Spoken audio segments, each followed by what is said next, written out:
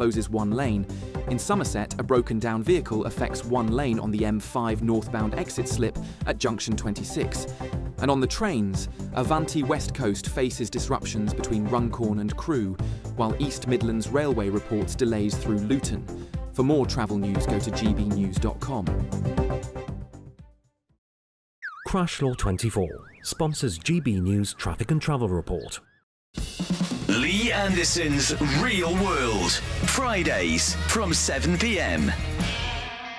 My mum booted me out. She kicked me out. I was 15 going on 16. Yeah. And she'd had enough. And, you know, I think she, like lots of parents, have their own issues as well. And I slept on the streets of Manchester for 12 months, which is, you know, was sort of an experience in itself.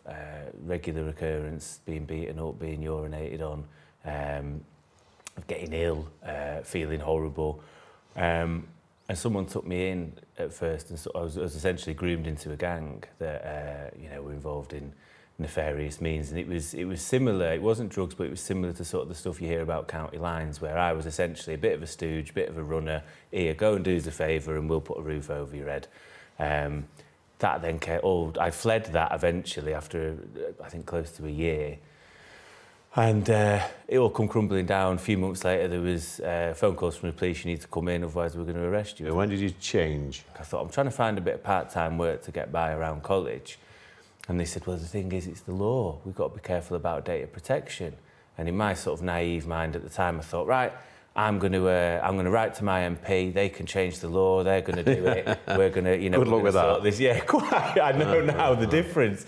So in the end, always being a bit creative and a bit of a talker, as you'll know. Yeah. I thought, no, I'm going to interview my MP. I thought, no, actually, I'm going to interview MPs, plural.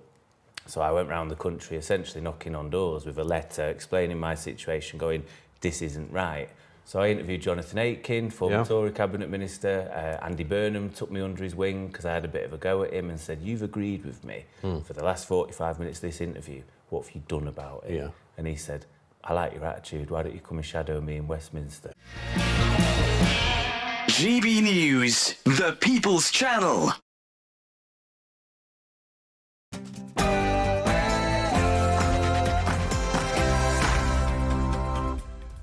Morning, 9:30 on Wednesday the 21st of May. Live across the UK, Britain's Newsroom with Andrew Pearce and Bev Turner. Very good morning to you. So, inflation has soared to 3.5%, with household bills believed to be behind the spike. The Chancellor, Rachel Reeves, a bit downbeat this morning. The numbers today are clearly disappointing. We want to see inflation coming down.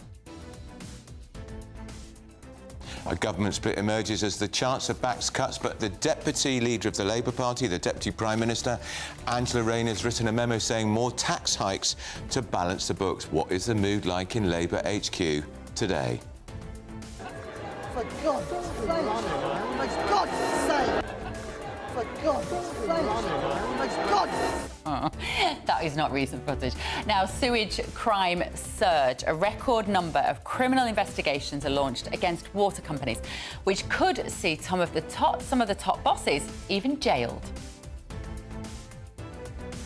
Israel sanctioned. Britain suspends free trade talks and announces sanctions over West Bank settlers. The Foreign Secretary, David Lammy, has condemned the treatment of the Palestinians. We must call this what it is. It is extremism. It is dangerous. It is repellent. It is monstrous, and I condemn it in the strongest possible terms. We have officially selected an architecture for this state-of-the-art system that will deploy next-generation technologies across the land, sea, and space, including space-based sensors and interceptors. And Canada has called us, and they want to be a part of it. That is Donald Trump unveiling plans for a £140 billion missile detecting system in space as he urges Britain to increase our defence spending to 3% by 2029. And get this, migrants' best friend. We've had around 11,000 migrants illegally enter the UK on small boats this year. Now it seems their dogs are making the trip too. And guess what? You're paying for it.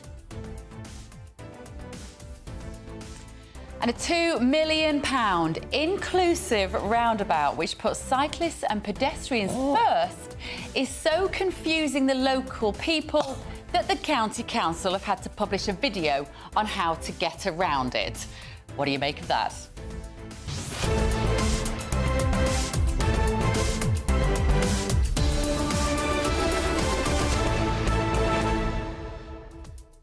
Rainer versus Reeves at the top of the show. Amazing, because on the day these inflation figures have come out, a huge increase, much higher than expected. It's gone from 2.6% to 3.5%. We see on the front page of the Daily Telegraph that the Deputy Prime Minister, Angela Rayner, has written a memo to the Chancellor saying, leave off the spending cuts in benefits, raise taxes. And it gets to the heart, doesn't it, of who the Labour Party are. Are they going to tax the super rich? What does that tell you? What would that do for the country? Or are they going to make cuts to welfare? What would that tell you about this party? And what are they going to do for the country? Big questions this morning.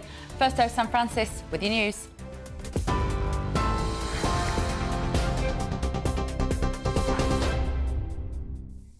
Very good morning to you. Just after 9:30. Well, the top story today, UK inflation has jumped to 3.5%. That is the highest level since January, after a wave of April price hikes on energy, water, council tax and broadband. The Chancellor has admitted her policies have consequences, but defended tax hikes and spending decisions, saying they're vital to stabilising the economy.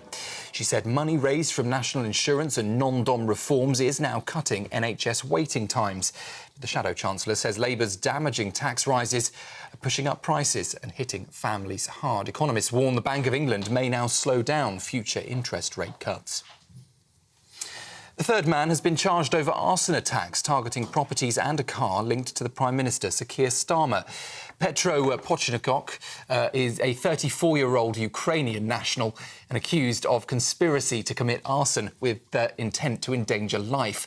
Police says he acted with two other men, Roman Laronovich and Stanislav Karpik, also known with other people who have yet to be found.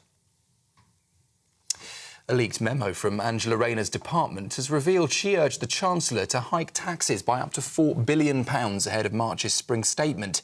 Instead, Rachel Reeves announced £5 billion in welfare cuts. The proposals, seen by the Telegraph, suggested raising corporation tax on banks, scrapping the dividend tax-free allowance and reinstating the lifetime pensions cap. Labour says the Cabinet is united, though, but the Conservatives say the memo shows Labour is still debating which taxes to increase next. Dozens of aid trucks have entered Gaza in the past 2 days, but the United Nations says none of the supplies have been distributed. 93 trucks crossed into the territory on Tuesday, carrying baby food, flour and medical equipment. Despite reaching the Palestinian side of Kerem Shalom, the UN says access to civilians remains blocked. The UK has also now suspended trade talks with Israel, calling its military escalation in Gaza morally unjustifiable. But Israel insists international pressure will not divert it from defending its existence. Back here at home, Thames Water has paused its plans to give senior executives up to £1 million each in extra pay after heavy criticism from ministers and MPs. Downing Street said rewarding for failure is not acceptable. The company claims it never meant to clash with the government's water reforms and is now waiting for regulator guidance. It comes as Thames is battling £20 billion of debt and secured a £3 billion loan in March to avoid its collapse. Marks & Spencer says online shopping will be disrupted until at least July following a major cyber attack over the Easter weekend. Customers haven't been able to order online for 3 weeks now, and M&S expects a £300 million hit to profits this year. The ransomware attack is believed to be the work of the so-called scattered spider, using tools from cybercrime group Dragon Force. M&S CEO has called the attack highly sophisticated, but said it's only speeding up the firm's transformation. And England is set to become the first country in the world to roll out a gonorrhea vaccine. It's the meningitis B jab found to cut cases by around 30%. And vaccinations will begin in August, offered at sexual health clinics. Last year saw over 85,000 cases, the highest since records began. And experts say the infection is becoming harder to treat. So if uptake is high, the jab could prevent 100,000 cases and save nearly £8 million over the next decade. You're up to date just after 9:30, a full roundup at the top of the hour. Now, though, it's over to Andrew and Beth. For the very latest GB News direct to your smartphone, sign up to News Alerts by scanning the QR code or go to gbnews.com/alerts.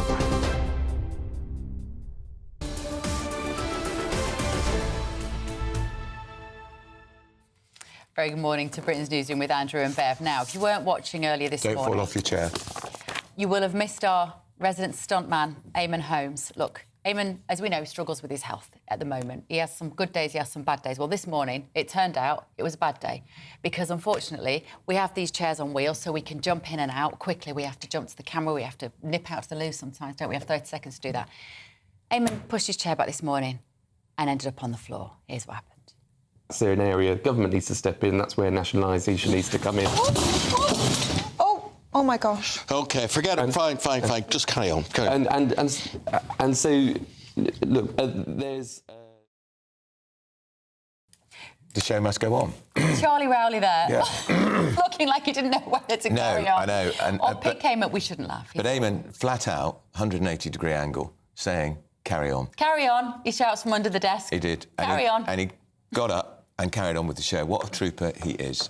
Don't you think? He's amazing. That's the British spirit here. Certainly is. Eamon, just rest up today. Yeah. You know, it was not great, but yeah, at least I know that if I want to get rid of you, I can just push you on these chairs. You'll end up off the back there somewhere. Don't give her ideas. Now, we've been talking the last couple of days about this EU deal, which has been received very, very badly, it seems, by literally everybody. Not even many Labour MPs are too happy. Exactly. So Keir Starmer goes on Twitter yesterday to sell this to you all at home, and he says, you know how it goes. You know how it goes. All you want to do is start your holiday, but you get off the plane to never-ending queues at passport control. My deal with the EU means more Brits will be able to sail through the e-gates instead, getting you to the beach sooner. So we'll sell out the fishermen and women. Yeah. So you can get to the beach quicker. Also, it's deeply misleading because the deal isn't done so you can use the e-gates. Nothing like it's going to be up to each individual country in the EU, and there's no prospect of happening this summer either, so it's not even true. And the responses are brilliant. Even Matt Stadlen, friend of this channel, very left-leaning, he says Keir Starmer definitely doesn't write these tweets, does he? There's a sense of, like, who is controlling his social media? Ryan on Twitter said, what beach? Skegness, because ordinary people can't afford a holiday under your reign. Particularly as today inflation has soared to 3.5%.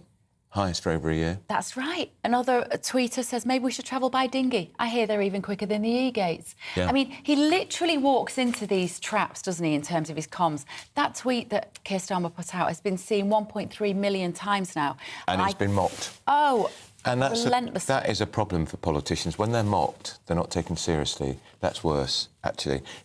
And people just he's becoming a laughingstock. Yeah, Melindy said, like we already do in Portugal, Italy, etc., because countries can already choose to do this. That's right. If that's what he's seeing as a victory, that you can get through to the beach in Greece 10 minutes quicker, I'm not sure that's what people voted for. Yeah, and if you go to Holland, Amsterdam, they nearly always... You can use the e-gates, and it was coming anyway, nothing to do with the Brexit reset, I'm afraid. Yeah, now there's an almighty row brewing in the government. Well, the rift is emerged between the Deputy Prime Minister, Angela Rayner, and the Chancellor, Rachel Reeves. That's right. It's a leaked memo. Angela Rayner has told the Chancellor that she wants to increase taxes on savers and high earners, whereby Rachel Reeves favours using spending cuts instead. Let's speak to the political editor of the Daily Telegraph, Ben Riley-Smith, who broke the story. Ben, morning to you. Hello. Congratulations, very good story. You've got the memo. This goes to the heart, doesn't it, of the tension in the Labour Party. Those who think that the government should not be targeting poorer people, people on benefits, the disabled, the winter fuel allowance, which has hit millions of pensioners, and those like Angela Rayner who think actually you can make the richer people pay more through their taxes.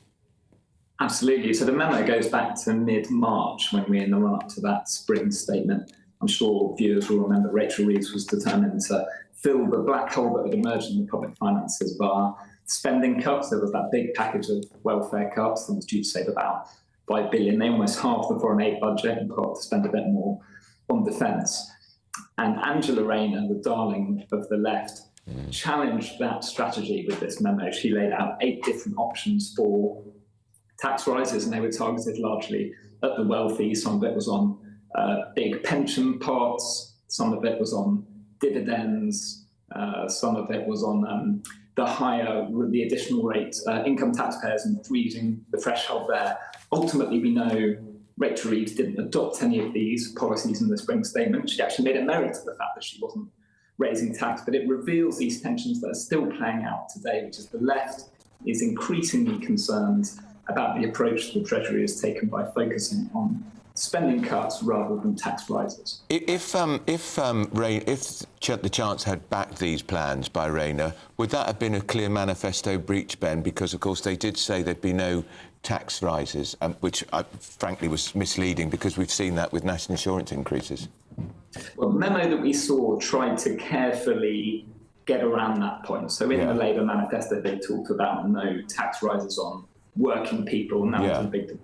Exactly what that means. So when Labour in the autumn unveiled their national insurance paid by employers hike, they said, that's being paid by companies, not people directly, so that's not a breach of our manifesto. These 8 points that Rayner and her team singled out were an attempt to try and not break that manifesto promise. But I think especially the one that proposed freezing the threshold on additional rate income taxpayers. That means if you're in the 45p tax band, more people are being dragged into that. I think that one in particular would be tricky to square. And I think it's worth saying some of this might still be live because we've got a long run up to a budget in the autumn. Labour, from the very top, are not ruling out more tax rises, and we now know a lot of the details of what the left has been lobbying for. So it will be interesting today to see whether ministers promise explicitly these tax rises won't be in the autumn budget. It very much looks like Angela Rayner's suggestions would massively hit the kind of medium-sized businesses in this country. So this is a little bit technical, but there are these AIM shares, which is the alternative investment market. It's a subsection, basically, of the London Stock Exchange. And it helps the smaller companies that are trying to grow to get hold of capital. And she's talking about taking away the tax relief, basically, from 100... It's already going from 100% to 50%, but removing that, Ben. Do you think... How will this go down with business in this country? Because this feels awful, frankly, when businesses are trying to remain solvent anyway at the moment. Well, the big picture is the business community was already quite frustrated with the tax approach that Labour has taken, mainly because of that huge increase in national insurance that companies pay. It's equivalent to about £25 billion a year, according to the Treasury's own statistics. I mean, that whole budget last autumn was the biggest tax-raising budget for at least 3 decades. So companies are feeling sensitive on the issue of tax. It's worth pointing out that they're only actually kicked in April last month, and that's possibly the explanation for this high inflation figure that you guys are reading on the bulletins. But you can see what Rayner is trying to do with their proposals. In the run-up to the election, Labour was quite targeted, trying to draw a line about who they were going to tax and hoping that it would be popular. So we saw private school fees taxed. We saw foreigners who are buying houses in the UK taxed. So they were trying to draw these particular lines on various of the elements in the memo. You can see them trying to do the same thing. Basically, if they are going to raise tax, the proposal from the left is do it on the rich, do it on the wealthy, do it on certain parts of the business community, because that might be more popular than doing it on millions and millions of lower income earners. I'd never press a journalist on his sources, Ben, but can we read into anything about who might have leaked this memo, what they might be wanting to achieve? It's a good try. I am going to remain absolutely stern on anything to do with our sources. I think it's worth saying generally, you know, having been on the outside looking at other leaks, trying to work out where they come from, almost always when you join the dots and think, oh, it must be that person or this person, it's proved wrong. Certainly that's been my experience in a decade of journalism. So I would caution people against drawing a straight line to where they think it's come from and doing that with absolute confidence. But yeah, I think I'll keep quiet on that. That's right. I think one thing we can conclude, Ben, is the Chancellor of the Exchequer certainly didn't leak it, because this is hugely embarrassing for her. Well, what I find fascinating about the story is we know some people on the left are frustrated with the spending cuts. We're seeing Labour MPs going public. What we didn't know was quite the extent to which there was this disunity at the very top of government. Angela Rayner and Rachel Reeves are two of the four people in the so-called Quad, which is the four members of the cabinet, a kind of inner circle, if you like, that includes Keir Starmer and Pat McFadden, who are meant to meet most weeks to discuss the most contentious policy decisions. So this does show there's concerns about economic policy at the very top of the Labour government. OK, brilliant. Thank you so much. The fantastic Ben Riley-Smith there, the political editor of the Daily Telegraph. Yeah, really interesting story, and it does show that Labour has got serious splits now. Now, if you're fed up of hearing about small boat migrants crossing the Channel, wait until you hear what family pet they're now bringing with them across the Channel. First of all, though, how's the weather in Europe? Let's have a quick look. I think...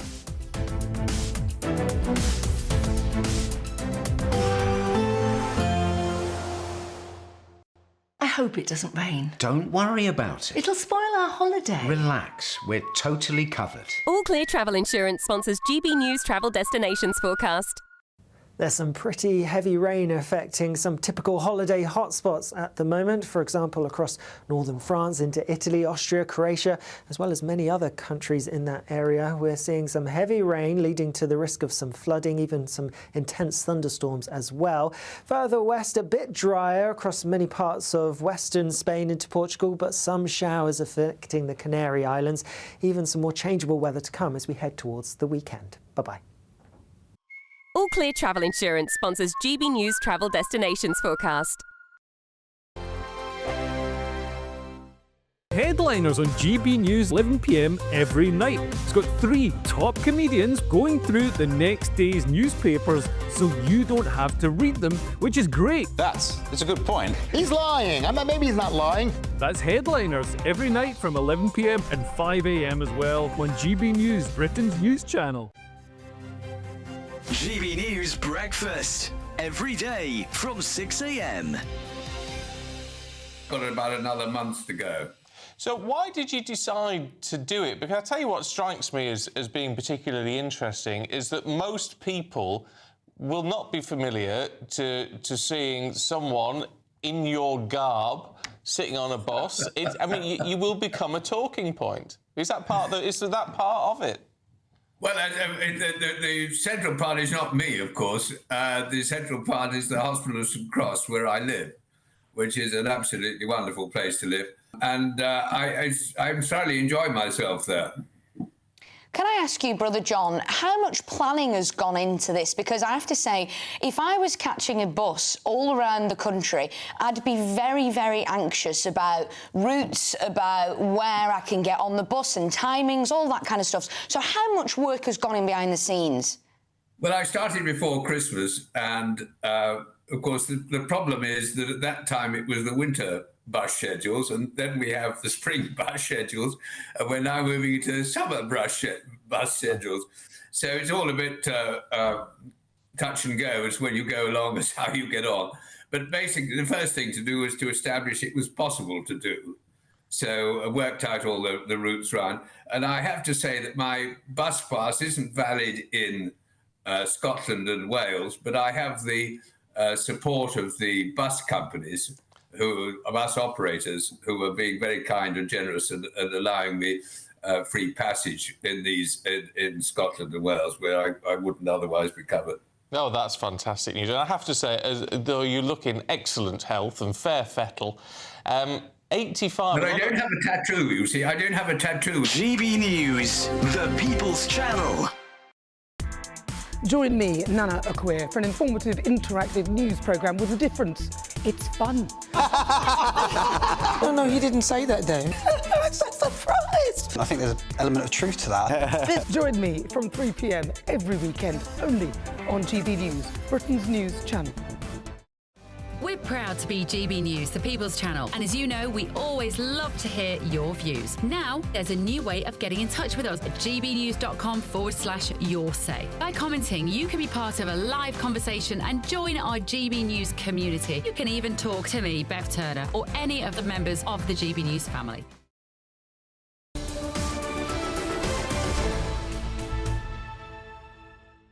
.9:51, Britain's Newsroom and GB News with Andrew and Bev.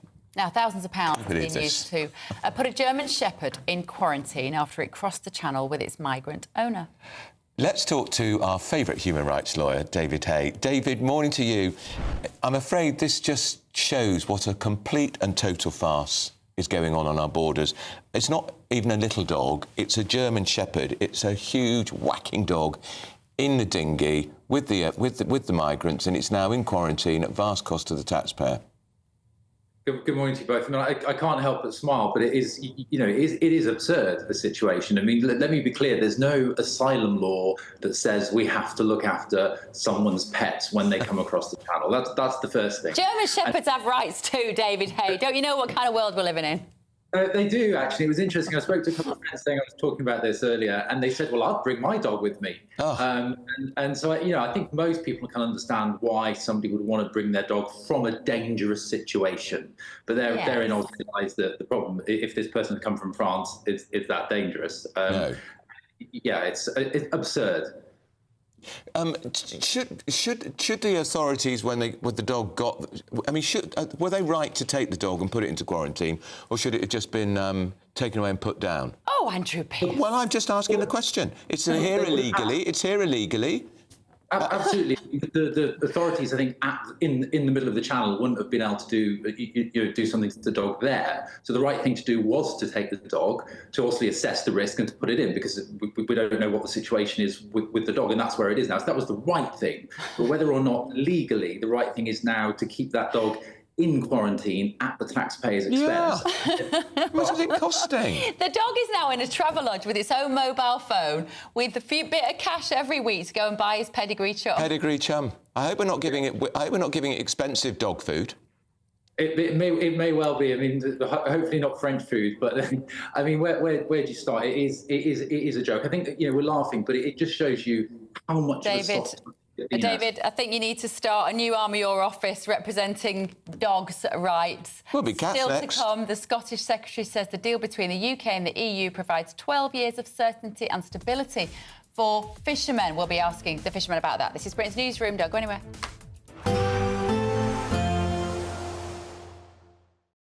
Expect a warm front, moving from the kitchen right through to the rest of the house. Boxed Boilers, sponsors of weather on GB News.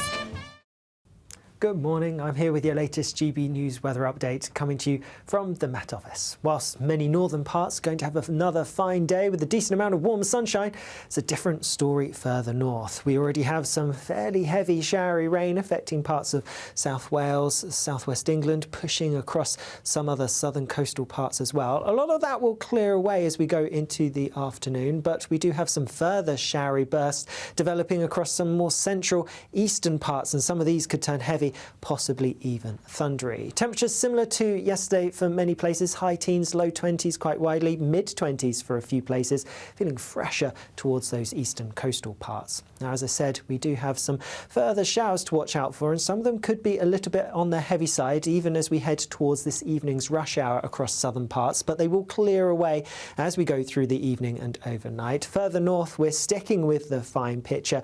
Pretty decent end to the day, lots of sunshine on offer for most, albeit across eastern parts of Scotland. Some thicker cloud here, and I can't rule out 1 or 2 showers pushing their way in, particularly across parts of Aberdeenshire. Then overnight, as I mentioned, the showery rain across the south, that clears away, so it's looking dry for most, but some thicker cloud pushing into some eastern parts of England could bring a few outbreaks of rain, and a few showers still possible for eastern parts of Scotland. Otherwise, there will be a lot of clear skies around, and so it could turn a bit fresh for some of us, maybe a touch of frost in rural spots of Scotland, and there could be a few pockets of mist and fog around too. Then through tomorrow, that swathe of cloud continues its progress southwards, still bringing a little bit of rain, perhaps to parts of East Anglia, maybe Kent for a time, but on the whole it's a generally dry picture, just a few showers here and there, and again a decent amount of sunshine, but with some fresher air coming in.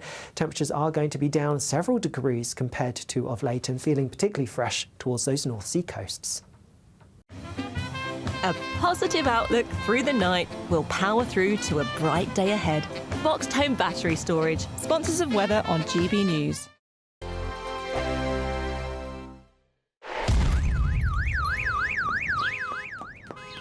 Crash Law 24 sponsors GB News Traffic and Travel Report. Good morning. This is the latest AI travel news from GBnews.com. In Hertfordshire, one lane of the M25 clockwise exit slip at junction 23 is closed due to a collision. The A303 westbound at the A34 in Hampshire has one lane closed. In Kingston upon Hull, the A63 westbound is delayed by a broken down vehicle, closing one lane. In Nottinghamshire, congestion is on the A46 southbound. And on the trains, expect major disruptions with Avanti West Coast and London North Western Railway between Runcorn, Warrington, Bank Quay and Crewe. For more travel news, go to gbnews.com. Crash Law 24 sponsors GB News Traffic and Travel Report. What does it feel like to be a Great British Giveaway winner? That's a big surprise. Oh my God, I'm going to cry. Do you know what? I've never won anything like this in my life. Oh my God, this is amazing. That is absolutely fantastic. We're over the moon. Yes, that is fantastic. You know, you have no idea how much I needed it. Oh my goodness. That's wonderful. Oh, thank you. Oh, thank you so much. I was gobsmacked. Thank you, GB News. I'd say don't hesitate, do it. If you're not in it, you've got no chance of winning it. Thank you. You weren't expecting to get that call today, were you? No, I wasn't. You really could be our next big winner. Head over to gbnews.com/win now to find out how and get your entry for the Great British Giveaway. Great prizes, even greater wins. Westminster's full of talk, but out here, it's the real world. Am I allowed to talk now? No, that's it. This is where it matters, real people and real lives. That's what politics is all about. The fact is Trump made a good start. No. Straight answers, no spin, and just a couple of pints. How many fingers have I got up? About 10. So join me for Lee Anderson's Real World every Friday at 7 p.m. only on GB News. The People's Channel, Britain's news channel. Hi, I'm Michelle Dewberry, and my show is your opportunity to cut through all the noise and dive in headfirst to some robust debates. Ideas clash. Situation, no, because the failure is you're deliberately avoiding my point. Nothing's held back, And if you think this is the end of it, wait for more. and we do not shy away from the difficult stuff. Sometimes I want to shake people and say, if only you understood. So join me on Jubes & Co. weeknights at 6 p.m. only on GB News, Britain's news channel.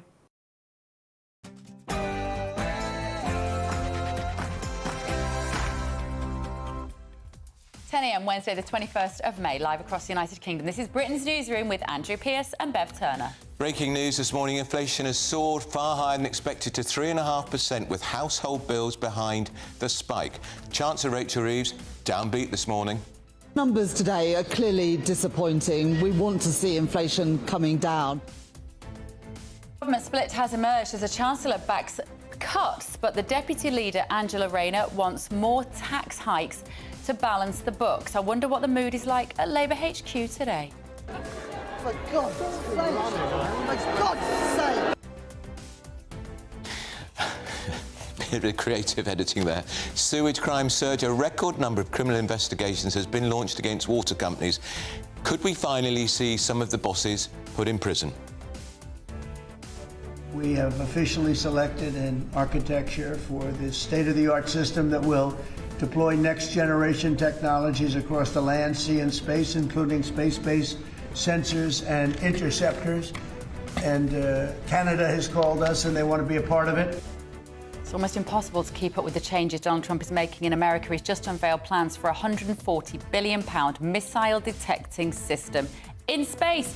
And he's telling Britain we need to increase our defence spending to 3% by 2029. Barking mad. We've had more than 11,000 migrants illegally entering the country on small boats this year. Now their dogs are making the trip too. And who's paying for it? You are. Is this a really bad idea? A £2 million inclusive, that's the word they use, roundabout, is putting cyclists and pedestrians first. So the cars have to stop. But of course, it's confusing the local people. The county council have actually had to publish a video explaining how to use it.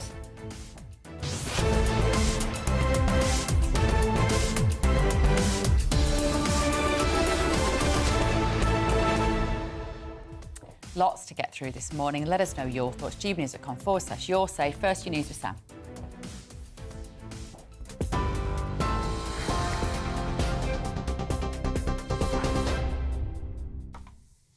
Very good morning to you from the newsroom. Just after 10 o'clock, the top story this hour.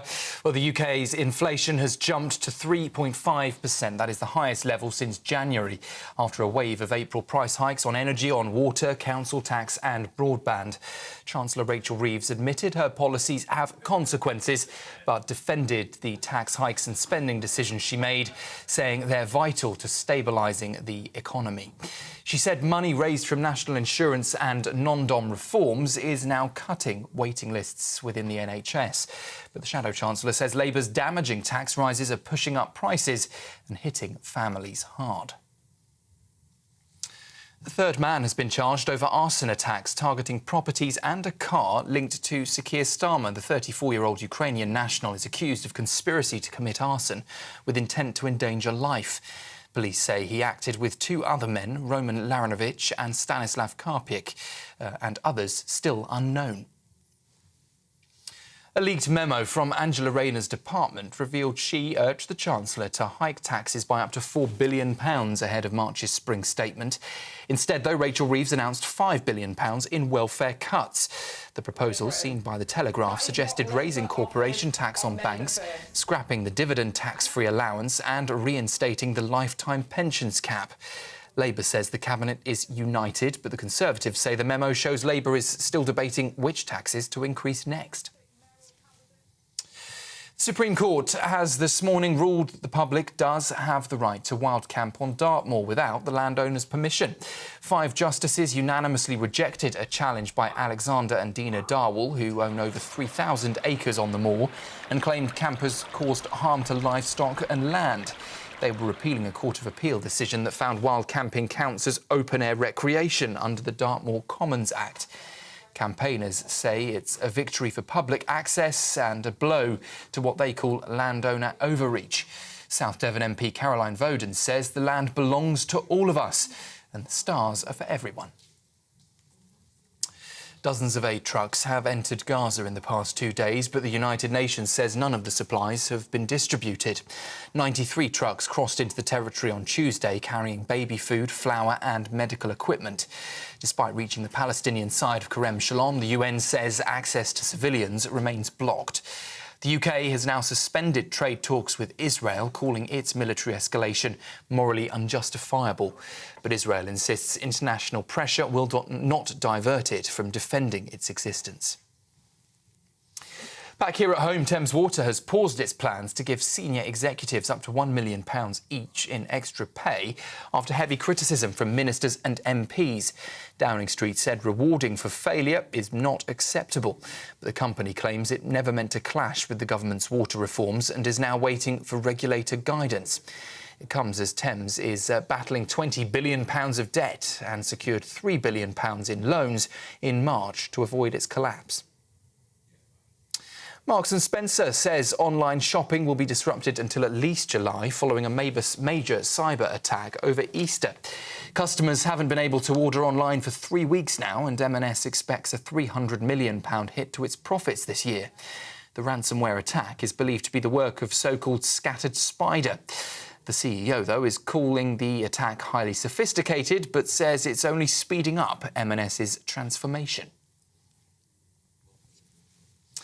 And England is set to become the first country in the world to roll out a gonorrhea vaccine. It's the meningitis B jab found to cut cases by around 30%.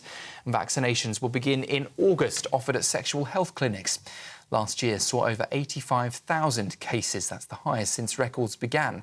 And experts say the infection is becoming harder to treat. So if uptake is high, the jab could prevent 100,000 cases and save the NHS nearly £8 million over the next decade. Those are the latest headlines. I'll be back with you in around 30 minutes' time. Now, though, it's over to Britain's newsroom.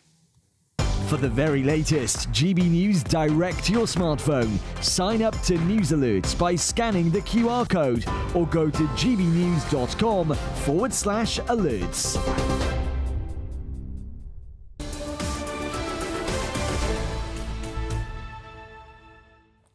Welcome welcome to Britain's Newsroom this morning. We're just talking about the price of walnuts. We're talking about shopping.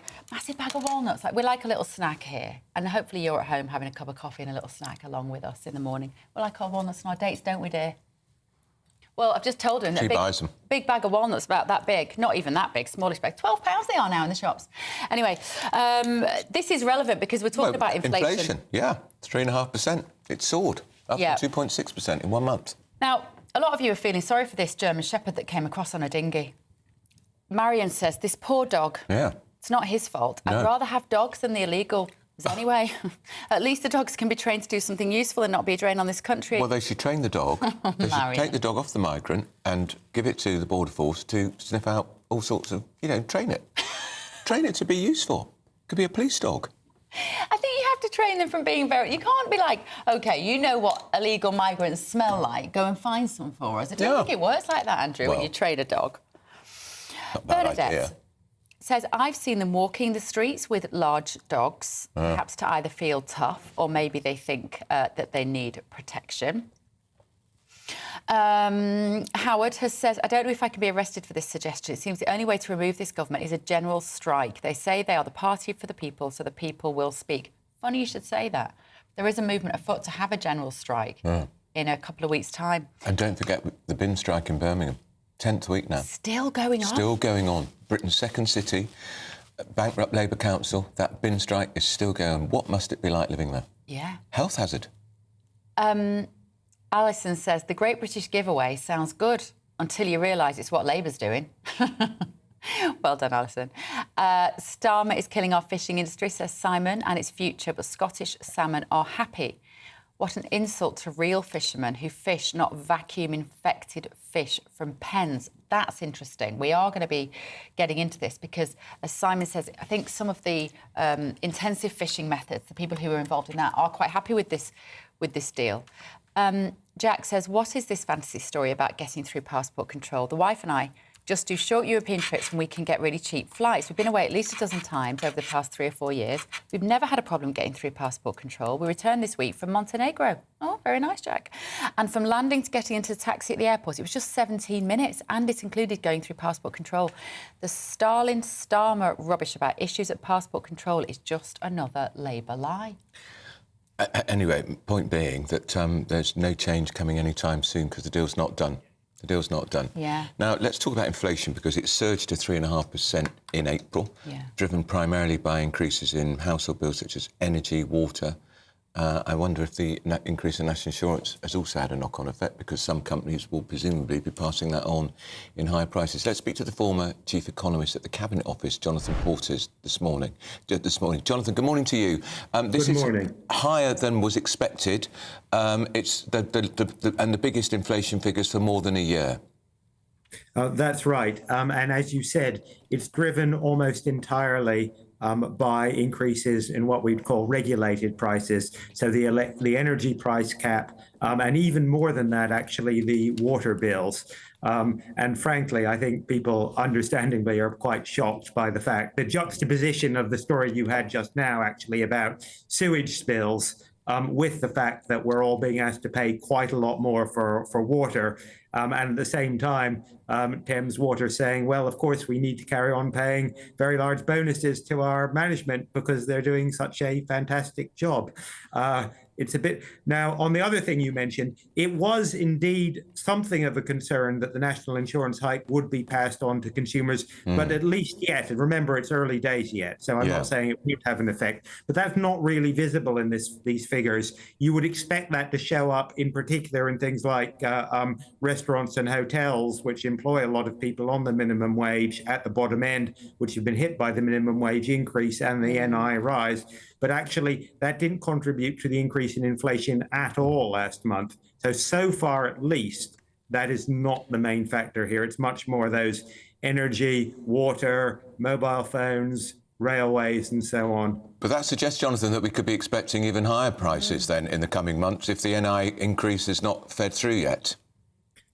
There certainly is a risk there, but it may also be that actually one way or another, whether through greater efficiency, squeeze on profits, that companies have decided that they can, one way or another, absorb these the increase in the cost of labour without passing at least too much of it on to the consumer. We just don't know yet. We saw a slight reduction in interest rates recently, Jonathan, and of course there is this relationship between inflation and interest rates. Ordinarily, the interest rate would be put up if we had inflation because people had so much money and they were spending loads of money, and you need to dampen down and calm down the economy. But that's not what's happening here, is it? So what...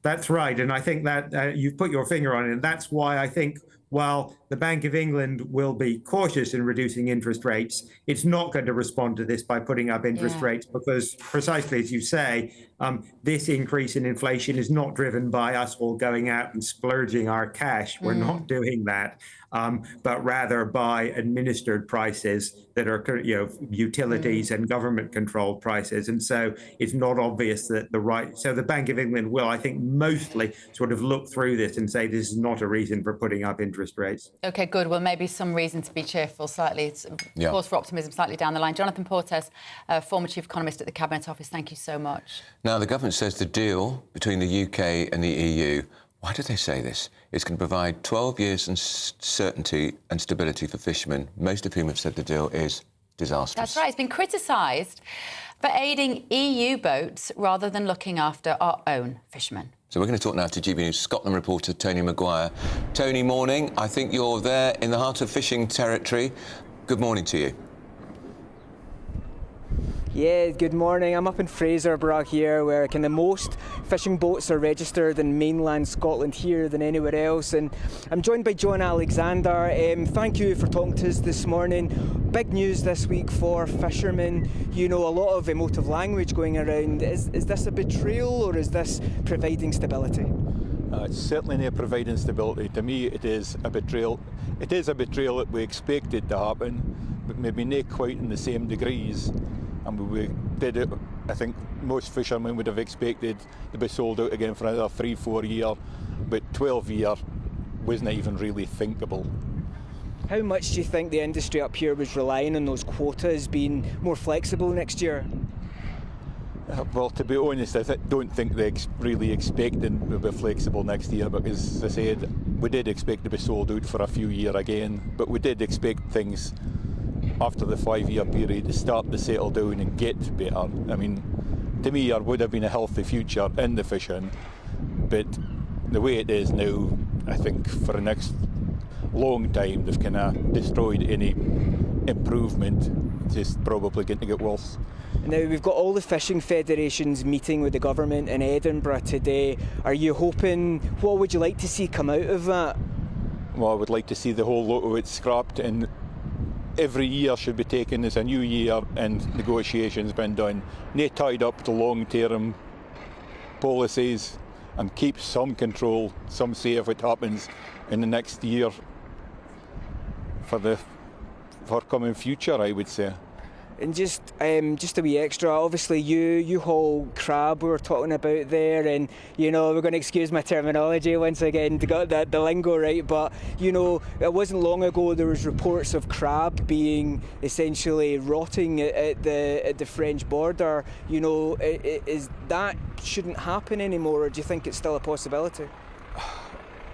Well, I think for a last long time it did happen to start with, but I think for the last few years that has improved that greatly, and I think possibly it will make that kind of things easier, but it's near long-term security. And that's it. I think the long-term security is the big problem here, but you know, we'll be here at Fraserburgh all day, keen to hear what other opinions the fishermen here have in store for us. OK, thank you, Tony.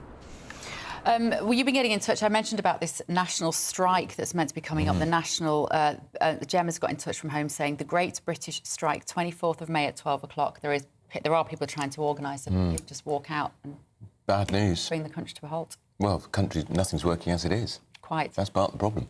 Now, some very sad news. A former MEP and journalist, and very familiar face here on GB News, Patrick O'Flynn, has died at the age of 59. Let's talk to GB News political editor Christopher Hope. Christopher, you and I knew Patrick for many years, a great journalist, a proud out Eurosceptic Eurosceptic Brexiteer, died far too young at only 59. Yeah, that's right, Andrew and Bev. Yeah, Patrick O'Flynn, well known to our viewers and listeners at GB News.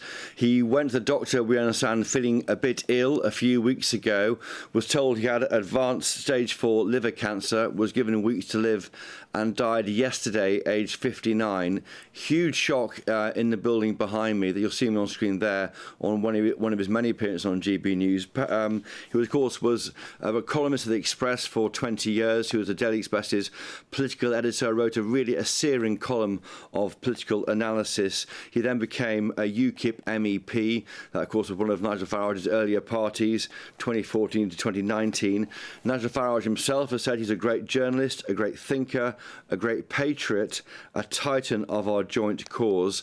On the Conservative side, Boris Johnson said of him, a truly original journalist who grasped the cause of much of our current discontent.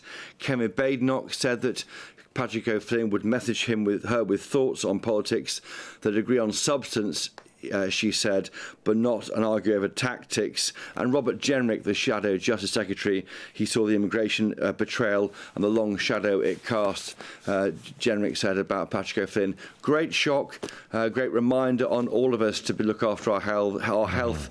Get checked by doctors when you need to, don't wait for it. But a huge shock here, a great thinker of the right, an important person to GB News viewers and listeners and for our political system, died yesterday. All right, Chris, thanks for that. Chris Hope talking about Patrick O'Flynn. I don't know how long I know Patrick, 20 years probably, knowing at Westminster. Just one of the nice guys. Really nice. I only met him a few times in here in the studio, but was very familiar with his work. He has a wife, Carol Ann, and a son and a daughter. So our thoughts and compassion go out to his family today. And he did nothing in excess. He wasn't a big boozer or smoker. He just very sad. Really sad. Very shocking. I heard at the weekend he was ill, but didn't know it was going to be so quick. Rest in peace, Patrick, and our thoughts to the family. Now up next, Rachel Reeves and Angela Reeves. Rachel Reeves and Angela Rayner. You wrote that. You married them off. Yeah. Well, they're not married at the moment because they've fallen out badly over how to fill the so-called financial black hole. Another headache for the Prime Minister. You're with Britain's Newsroom on GB News. Good Afternoon Britain isn't just about us. The wonderful thing about this programme is it's about everyone watching. It's an interactive programme. Well, there absolutely is something to see here, and we're going to be talking about it more. Whether it's breaking royal news, please bring us up to date, or indeed a particularly punchy speech in the House of Commons. Very, very curious. We bring it to you live, and then we bring you live reaction as well. That's Good Afternoon Britain, weekdays from midday. Only on GB News, the People's Channel, Britain's news channel. GB News Breakfast, every day from 6 a.m. A very good morning to you. And if you're planning to visit one of Britain's many beauty spots next bank holiday or Easter weekend, beware of your car. Yeah, a rising number of tourist attractions are banning coaches and some cars to help ease overcrowding. We're here to debate if vehicles should be stopped from parking near attractions. Government Relations Manager at the Countryside Alliance, David Bean, and founder of Fair Fuel UK campaign, Howard Cox. Good morning to you both. David, how much of a problem are tourists when there are too many of them and they bring their great camper vans and they park all their cars in a line so you actually can't see the beauty spot you went to see? How much of a problem is it? It can be a significant problem in certain areas. I'm in Scotland for the holidays, and particularly in areas such as the Highlands and Islands, there are areas that have very, very badly been affected. Even some camper vans end up getting taken out to certain places on the islands and then just abandoned after a holiday is finished. Honestly, this is horses for courses, and to be fair, you know, I actually do believe that we need better signage, better planning, and Cameron hit the nail on the head. You can't get to these beauty spots unless you have some sort of transport to get there. And, you know, public transport is woeful across the country in these areas.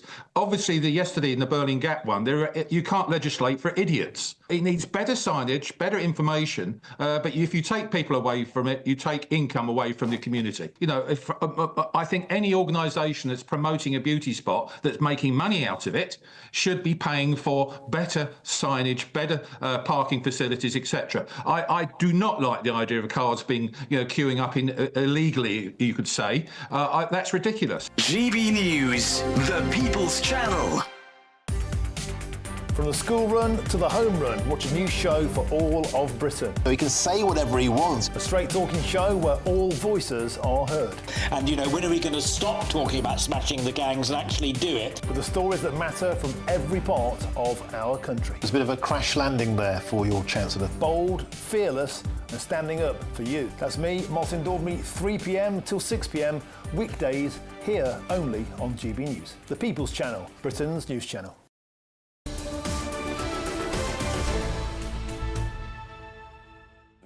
Welcome back to Britain's News with Andrew and Bev. Now, before we go for a ride with Stephen Pound and Mike Parry, let's have a quick look at something you could be riding around the world in. It's our motorhome. Here's all the details you need.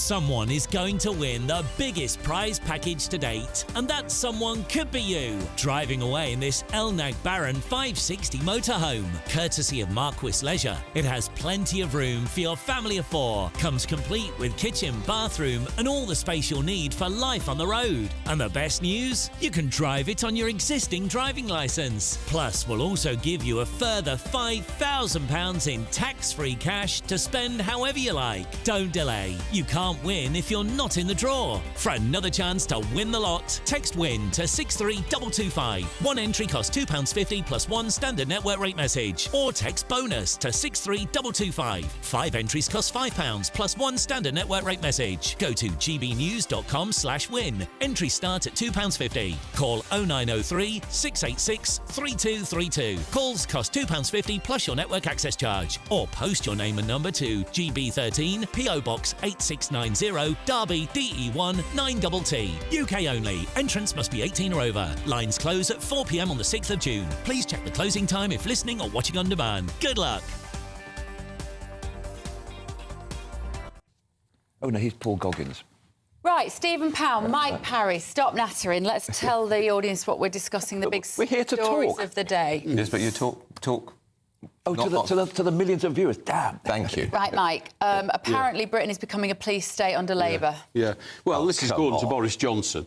Yeah. Now, the longer... The man who locked us down? The longer that the Keir Starmer government goes on, the more irritated and annoyed I get by Boris Johnson. And as we've now basically gone through a period of the last few days in which Brexit has been reversed, I'm very, very anti-Boris Johnson. Because he should have done the proper deal in the first place. Because he should have made it so locked up and safe that it couldn't be reversed. Exactly. So he spends, he jumps in at an appropriate moment.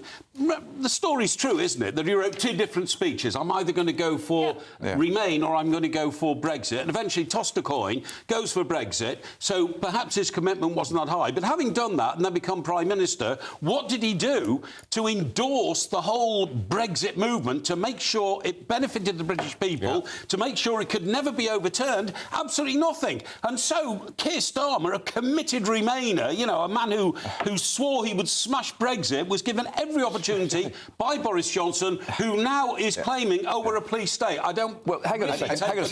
Let's have a look at what Boris Johnson actually said. He is talking about Lucy Connolly. Which is an outrage, because she's 31 months, nearly 3 years in prison for an antisocial tweet. It's an outrage. I totally she lost agree. her appeal. Hang on a second. Sorry, you said an antisocial tweet. I mean, I cannot repeat on air what she said in that tweet. Yeah, you can. We have said it. Yeah, really? She said you talk about the hostages, burn the fucking place down. Well, you didn't need to say that. Andrew, blooming egg, Stephen Pound. We apologise for the language. Didn't realise you should have said bleep. But that was her word. Can't take him anywhere. She said, when we relayed her exact words, because I think it is important, we did say bleeping hotels. Yes. And all the bees inside it.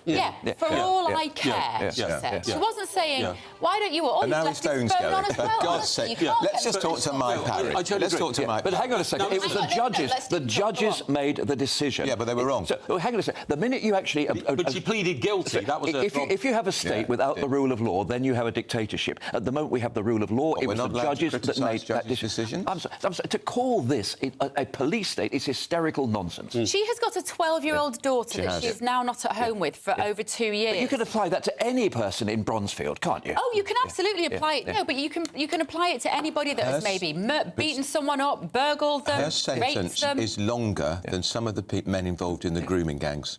How can that be right? Every single one.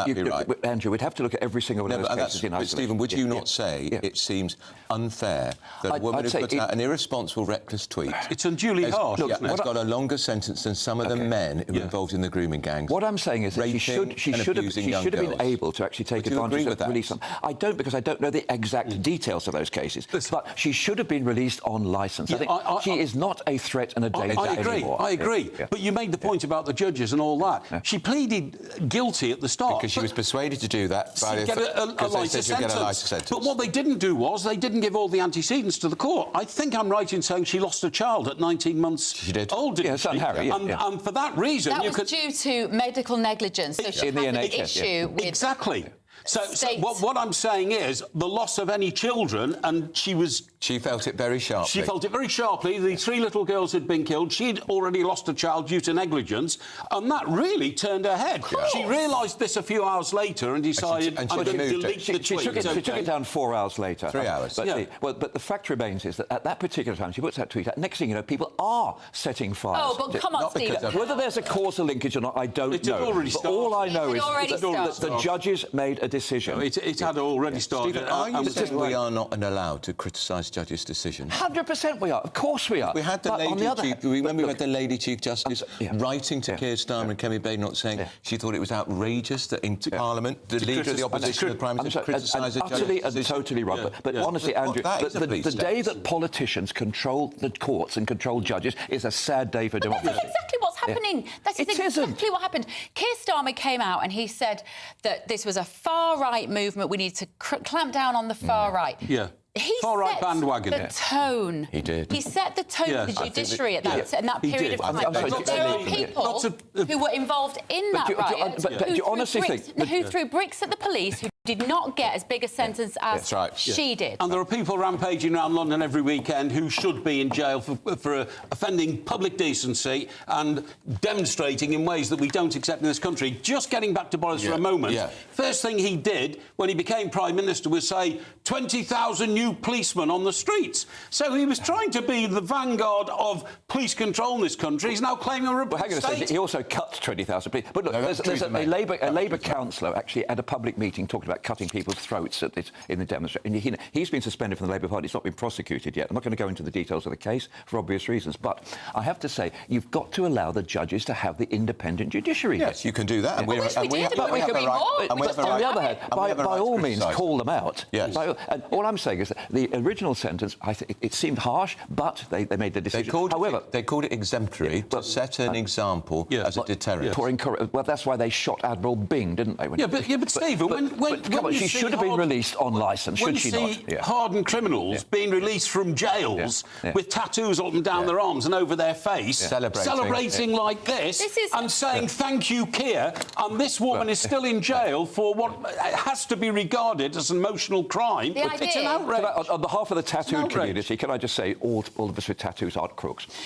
I didn't say that. I said what I saw in the images. The idea that she was inciting racial hatred, her friends have been out saying she looks after the children of She was a childminder, I know, and she's had she has Afro-Caribbean kids, she has Asian kids, and Bangladeshi kids. She quite clearly... She's had affidavits from them. I wonder, and of course, married to a Tory councillor. Was that part of it? Well... Who knows? But for whatever reason, there is a malign influence on the reason why she's still in jail. In particular, the licence. Why hasn't she been able to come out of jail still serving the sentence? Temporary release on licence. It's a well-known... Exactly. Why hasn't she got it? Because she is a political prisoner and she's been... I'm not saying what she posted was right. I'm not saying that any of us... That was very wrong. Very wrong. It was a stupid thing to say. But you know what? When people are angry and emotional, they say stupid things. We all do it. I've just done it. The prisons are full to overflowing as well. They're full to overflowing. She is no threat to public safety, is she? And she's taking up a cell, you know, where that cell should really be for a real criminal who's been released because jails are full. By his friend, the Justice Secretary, Shabana Mahmood.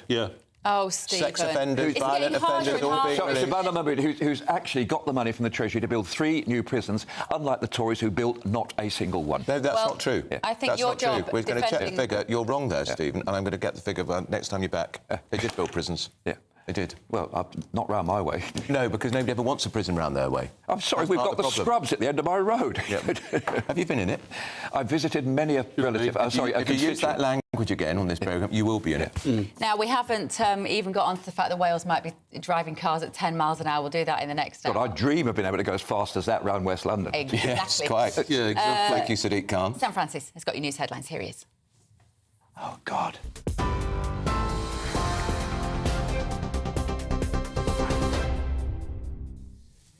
Very good morning to you. Just after 10:30, the top story this hour. UK inflation has jumped to 3.5%, its highest in over a year, driven by soaring household bills. Water and energy prices spiked in April, with sewerage costs rising more than 26%. That's the biggest hike since the 80s. Economists had forecast a rise, but not this sharp, and now expect fewer interest rate cuts this year. Services inflation also surged to 5.4%, with higher employer costs and minimum wage rises adding pressure. The Bank of England says the fall in inflation is stuttering, and for many, the cost of living is still biting hard. A leaked memo from Angela Rayner's department revealed she urged the Chancellor to hike taxes by up to £4 billion ahead of the spring statement. Instead, Rachel Reeves announced £5 billion in welfare cuts. The proposals, seen by The Telegraph, suggested rising corporation tax on banks, scrapping the dividend tax-free allowance and reinstating the lifetime pensions cap. Labour says the Cabinet is united, though, but the Conservatives say the memo shows Labour is still debating which taxes to increase next. The third man has appeared in court, charged in relation to firebomb attacks at properties linked to the Prime Minister. Petro Pochnikok, a 34-year-old Ukrainian national, is accused of conspiracy to commit arson with intent to endanger life. Police say he acted with 2 other men, Roman Larinovich and Stanislav Karpik, and others still unknown.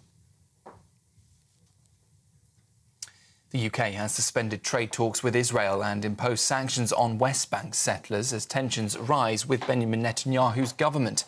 The Foreign Secretary David Lammy condemned Israel's renewed offensive in Gaza and called the 11-week aid blockade cruel and indefensible. Israel's ambassador has now been summoned to the Foreign Office for urgent talks. Meanwhile, leading UK creatives, including Riz Ahmed and Paloma Faith, are set to gather outside Downing Street today, urging Sir Keir Starmer to act. Their protest comes as an open letter signed by more than 100 artists demands action to stop what they call a genocide in Gaza. And Marks & Spencer says online shopping will be disrupted until at least July following a major cyber attack over the Easter weekend. Customers haven't been able to order online for now 3 weeks, and M&S expects a £300 million hit to profits this year. The ransomware attack is believed to be the work of Scattered Spider, using tools from cybercrime group Dragon Force. The CEO called the attack highly sophisticated, but says it's only speeding up M&S's transformation. Those are the latest headlines. I'll be back with you in around half an hour's time. Next, a look at the markets. For the very latest GB News direct to your smartphone, sign up to News Alerts by scanning the QR code or go to gbnews.com/alerts.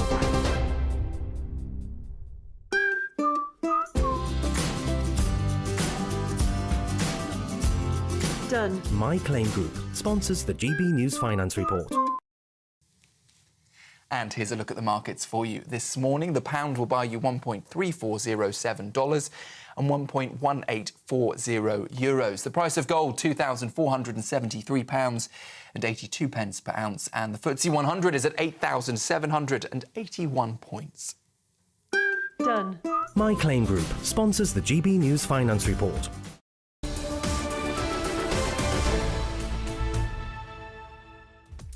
Still to come this morning, Work and Pension Secretary Liz Kendall is delivering a speech on welfare reforms in London. We are not going to subject you to the whole speech, do not worry, but we will bring you any highlights. There won't be many.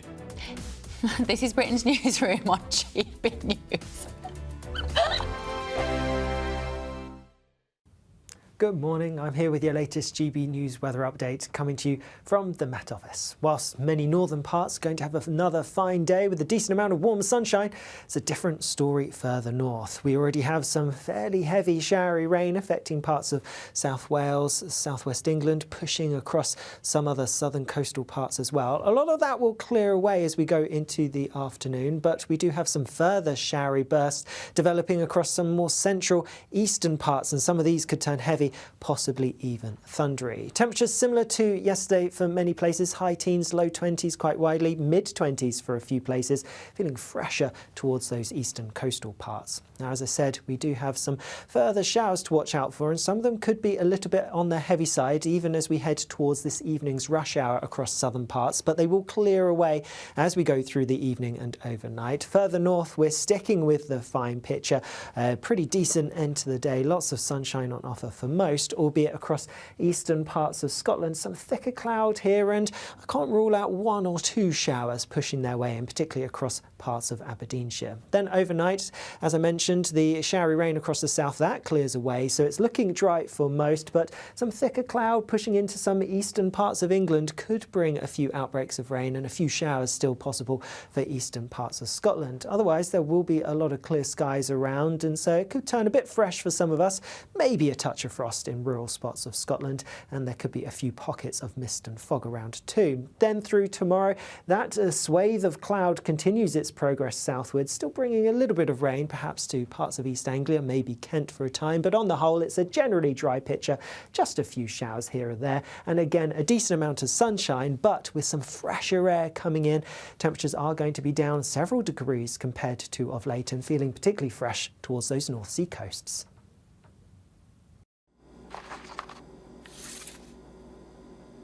Crash Law 24 sponsors GB News Traffic and Travel Report.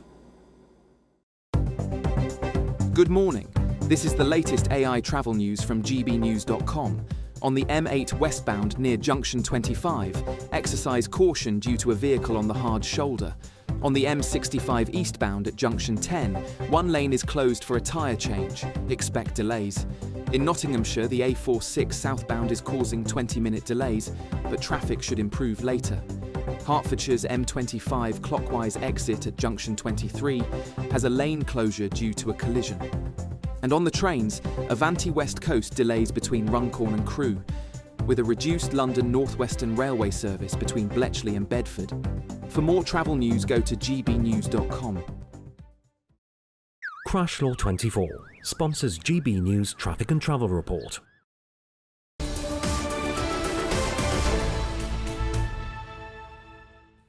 Breaking news.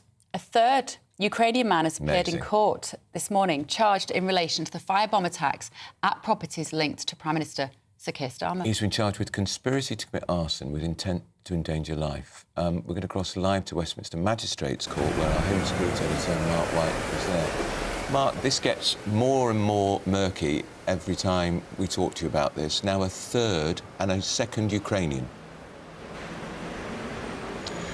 Yes, a conspiracy that the 3 men, all Ukrainian nationals, have been charged with. The man in dock this morning, 34-year-old Petro Pochinok from Holloway Road in North London. He is charged alongside Stanislav Karpiuk and Roman Lavronovich with conspiracy to commit arson and endanger life. Now, this all relates to a number of fires at properties linked to Prime Minister Sir Keir Starmer. One on the 12th of May at his home address in Kentish Town that was confined to the doorway of that property and quickly extinguished by the fire service. However, 4 days earlier, a car that used to be owned by the Prime Minister and has since been sold to a neighbour was also set ablaze. And then a day before the fire at that home address in Kentish Town, another address, this time in Islington, that the Prime Minister used to own, more than 2 decades ago was also set ablaze in a similar firebomb attack to the firebomb attack in Kentish Town, confined to the doorway of that building. But one resident had to be led to safety by the fire brigade. Now, this man, Petro Pochinok, appeared in the glass-fronted dock at court number 2 here at Westminster Magistrates Court.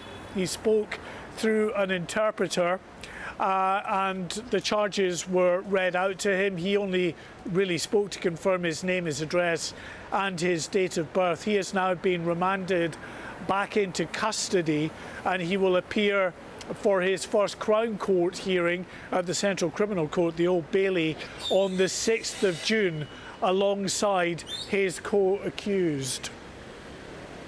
OK, thank you, Mark. Mark White there. As a third man is charged over the Prime Minister's fires on the Prime Minister's. 2 were models. Unusual, isn't it? It's unusual. I mean, obviously, social media is awash with speculation as to what this is about. We aren't going to speculate here about this, but it is a very unusual set of circumstances. Shall we see what you're all saying at home? Here we go. What have you been saying? Labour supporters are melting down, says E. Kimro.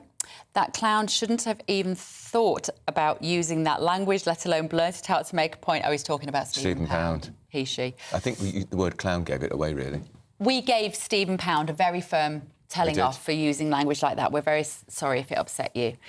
Bernadette says he's the second lefty to use the F word on live TV in the last 24 hours. It's a tactic. Is it a tactic to get GB News closed down? No. Stephen Pound does not want to close us down. He loves us and he loves being here.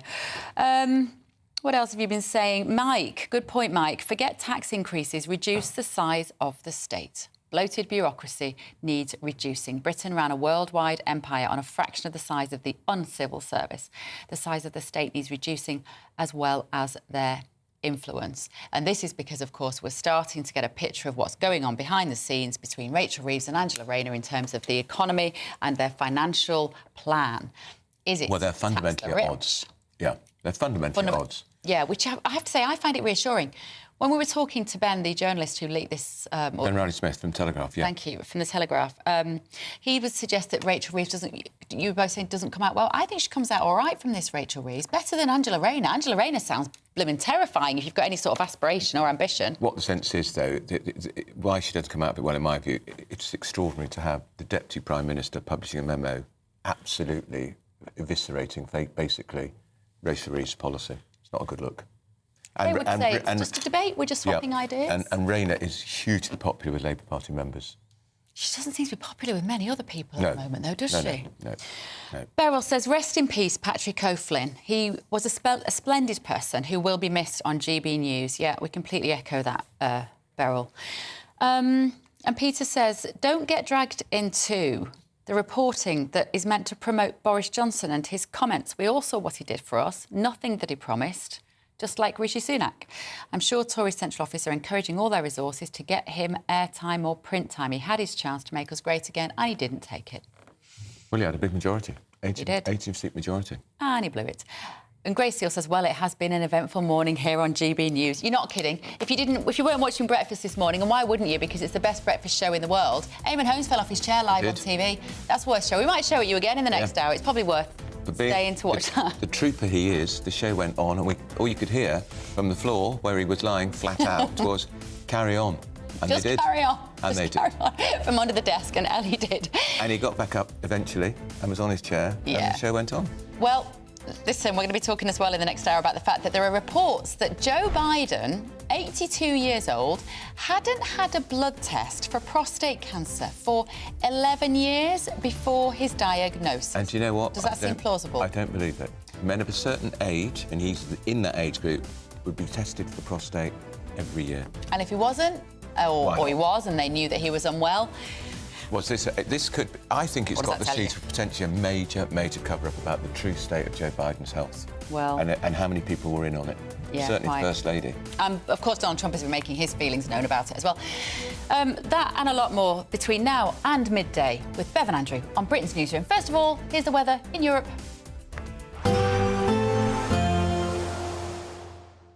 I forecast a perfect holiday in the sun. Weather looking good then? For sure, and no worries about our travel insurance. All Clear Travel Insurance sponsors GB News Travel Destinations forecast. There's some pretty heavy rain affecting some typical holiday hotspots at the moment. For example, across northern France into Italy, Austria, Croatia, as well as many other countries in that area. We're seeing some heavy rain leading to the risk of some flooding, even some intense thunderstorms as well. Further west, a bit drier across many parts of western Spain into Portugal, but some showers affecting the Canary Islands. Even some more changeable weather to come as we head towards the weekend. Bye-bye. All Clear Travel Insurance sponsors GB News Travel Destinations forecast.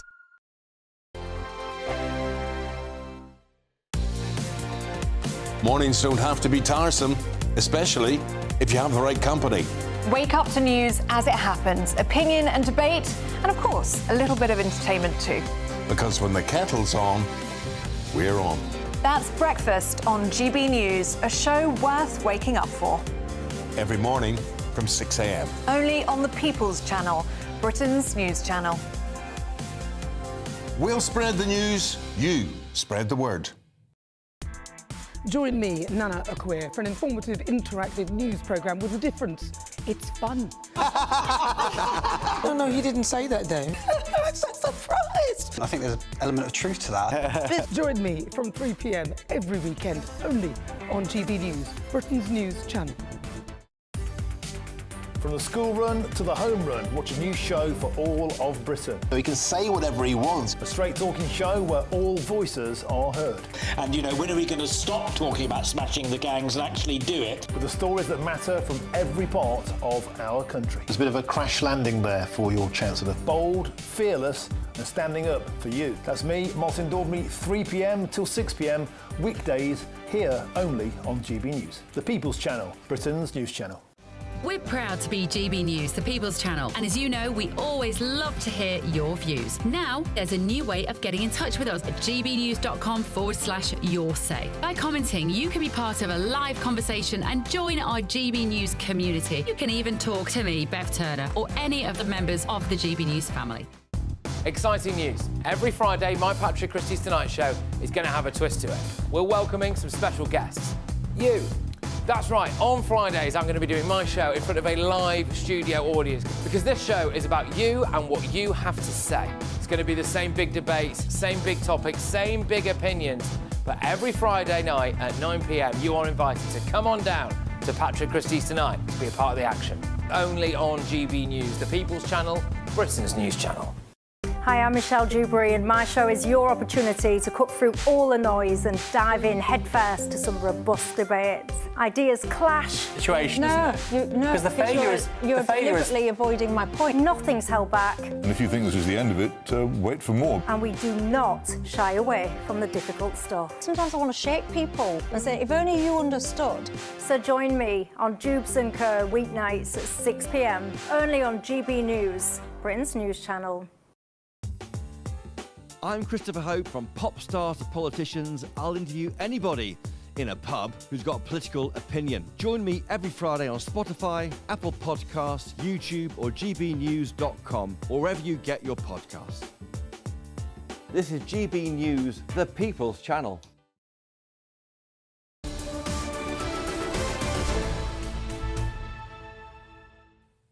Welcome back to Britain's Newsroom with Andrew and Bev until midday. Now, pensions being hit by a triple whammy of high income taxes, reduced savings allowances and increased capital gains tax. Over 1 million retirees are also now paying income tax at 40% or more, up from 500,000 in 2021.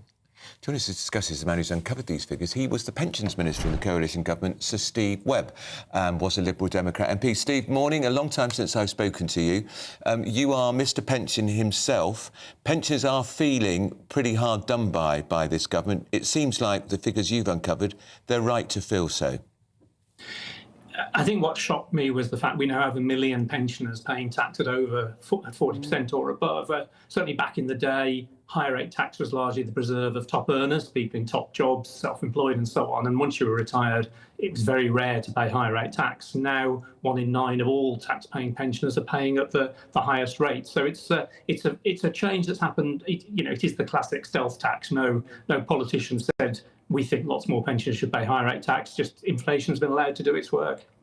Obviously, younger people watching this, your millennials, maybe your Gen Zs or whatever, they might say, well, hang on a minute, this is because the pensioners had it all at the best time. They were able to buy houses when they were affordable. They've got this vast wealth that they've managed to accumulate that we could only dream of.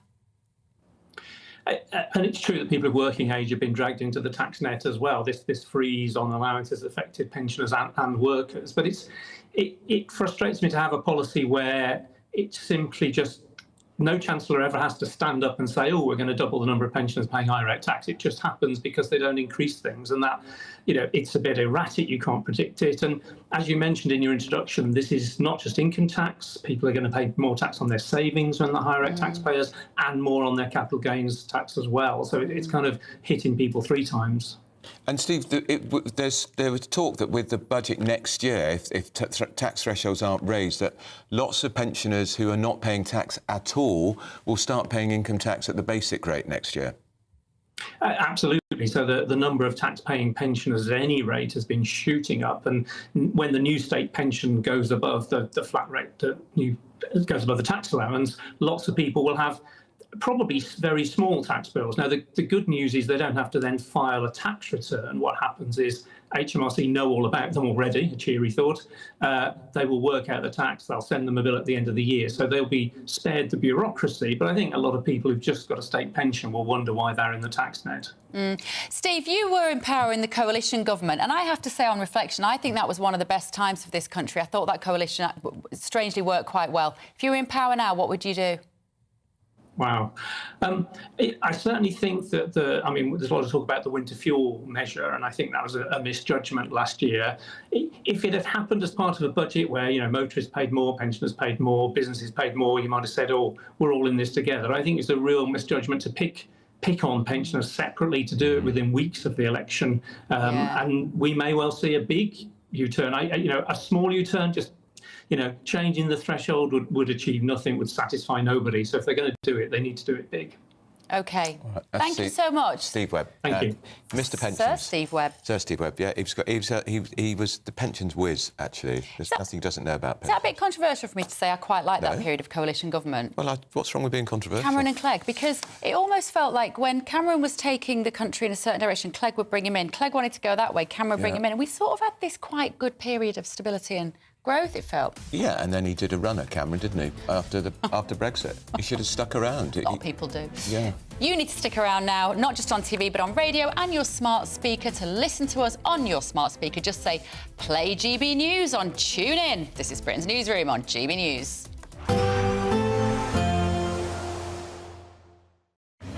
Even though we'll see a cloudy start, it'll be a bright outlook for the rest of the day. Boxed Solar, sponsors of weather on GB News. Good morning, I'm here with your latest GB News weather update, coming to you from the Met Office. Whilst many northern parts are going to have another fine day with a decent amount of warm sunshine, it's a different story further north. We already have some fairly heavy showery rain affecting parts of South Wales, southwest England, pushing across some other southern coastal parts as well. A lot of that will clear away as we go into the afternoon, but we do have some further showery bursts developing across some more central eastern parts, and some of these could turn heavy, possibly even thundery. Temperatures similar to yesterday for many places, high teens, low 20s quite widely, mid 20s for a few places, feeling fresher towards those eastern coastal parts. Now, as I said, we do have some further showers to watch out for, and some of them could be a little bit on the heavy side, even as we head towards this evening's rush hour across southern parts, but they will clear away as we go through the evening and overnight. Further north, we're sticking with the fine picture. Pretty decent end to the day, lots of sunshine on offer for most, albeit across eastern parts of Scotland. Some thicker cloud here, and I can't rule out 1 or 2 showers pushing their way in, particularly across parts of Aberdeenshire. Then overnight, as I mentioned, the showery rain across the south, that clears away, so it's looking dry for most, but some thicker cloud pushing into some eastern parts of England could bring a few outbreaks of rain, and a few showers still possible for eastern parts of Scotland. Otherwise, there will be a lot of clear skies around, and so it could turn a bit fresh for some of us, maybe a touch of frost in rural spots of Scotland, and there could be a few pockets of mist and fog around too. Then through tomorrow, that swathe of cloud continues its progress southwards, still bringing a little bit of rain, perhaps to parts of East Anglia, maybe Kent for a time, but on the whole it's a generally dry picture, just a few showers here and there, and again a decent amount of sunshine, but with some fresher air coming in. Temperatures are going to be down several degrees compared to of late, and feeling particularly fresh towards those North Sea coasts. Expect a warm front, moving from the kitchen right through to the rest of the house. Boxed boilers, sponsors of weather on GB News.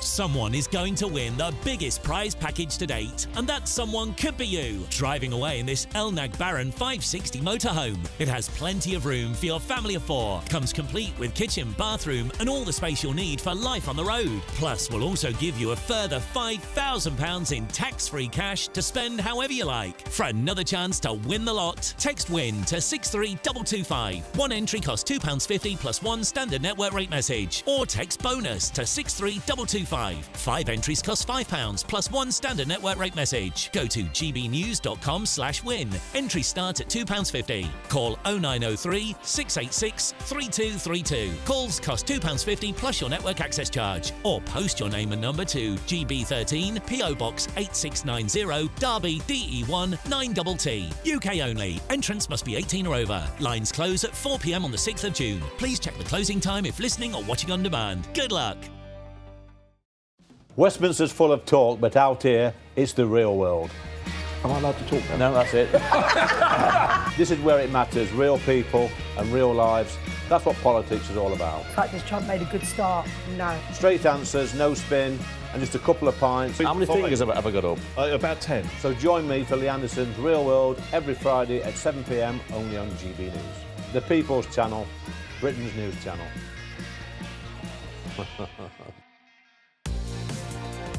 Mornings don't have to be tiresome, especially if you have the right company. Wake up to news as it happens, opinion and debate, and of course, a little bit of entertainment too. Because when the kettle's on, we're on. That's Breakfast on GB News, a show worth waking up for. Every morning from 6 a.m. Only on the People's Channel, Britain's news channel. We'll spread the news, you spread the word. Join me, Nana Okwir, for an informative, interactive news programme with a difference. It's fun. No, he didn't say that, though. I'm so surprised. I think there's an element of truth to that. Join me from 3 p.m. every weekend, only on GB News, Britain's news channel.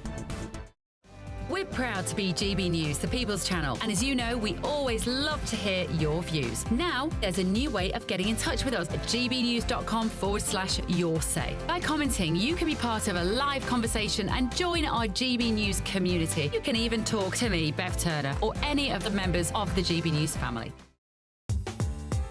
I'm Christopher Hope. From pop stars to politicians, I'll interview anybody in a pub who's got a political opinion. Join me every Friday on Spotify, Apple Podcasts, YouTube or gbnews.com, or wherever you get your podcasts. This is GB News, the People's Channel.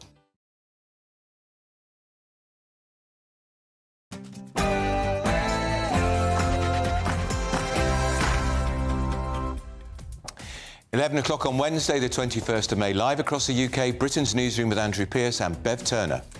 So breaking news, 2 people have died after a boat carrying migrants got into difficulties in the English Channel. Mark White. Well, 3 migrants have died in as many days now. A small boat's attempt to cross the channel once again after some pretty awful weather. This morning we can reveal that close to 400 migrants have now crossed into UK waters. And breaking news this morning, inflation has soared to 3.5%. Household bills, water, energy are behind the spike. The Chancellor Rachel Reeves, very unhappy. Numbers today are clearly disappointing. We want to see inflation coming down. And a government split has emerged as the Chancellor backs cuts, but the Deputy Leader, Angela Rayner, wants more tax hikes to balance the books. Israel sanctioned. Britain has suspended free trade talks as Foreign Secretary David Lammy condemns the treatment of Palestinians. We must call this what it is. It is extremism. It is dangerous. It is repellent. It is monstrous, and I condemn it in the strongest possible terms. Yes, Britain beginning to get tough on Israel as the United Nations warns that 14,000 babies could die in the coming days from starvation. And in this country, a record number of criminal investigations are being launched against water companies, which could see some of the top bosses going to jail. And Kemi Badenoch takes on the Prime Minister at PMQs from midday. Don't forget to send in your questions for Sir Keir Starmer, gbnews.com/your say. We've had your reaction to this story this morning. We've had 11,000 migrants enter the UK on small boats, but now a dog has also made the trip. At least one that we know about. German Shepherd is now in quarantine and you're paying for it. Pardon the pun, but a really bad idea. A £2 million inclusive roundabout, whatever that means, which puts cyclists and pedestrians first, is so baffling the local county councils had to publish a video to show people how to use it.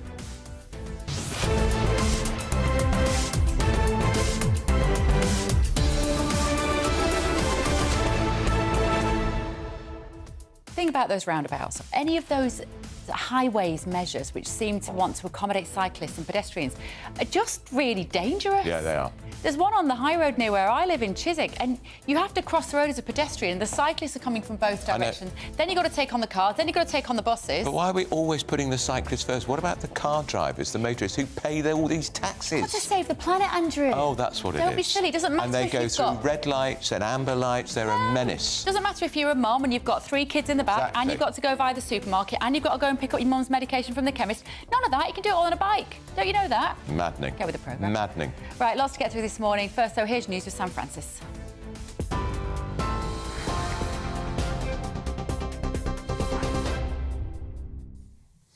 Very good morning to you. Just after 11 o'clock. Let's start with a roundup of that breaking news. In the last few minutes that we've heard 2 migrants have died off the north coast of France while trying to cross the English Channel into British waters. That boat carrying around 80 people got into difficulty near Calais overnight, and it now brings the total number of migrant deaths in the Channel to 5 in just the last 10 days. French authorities confirming the fatalities on Wednesday morning. The Channel remains one of the world's most dangerous migration routes for people travelling across the waters.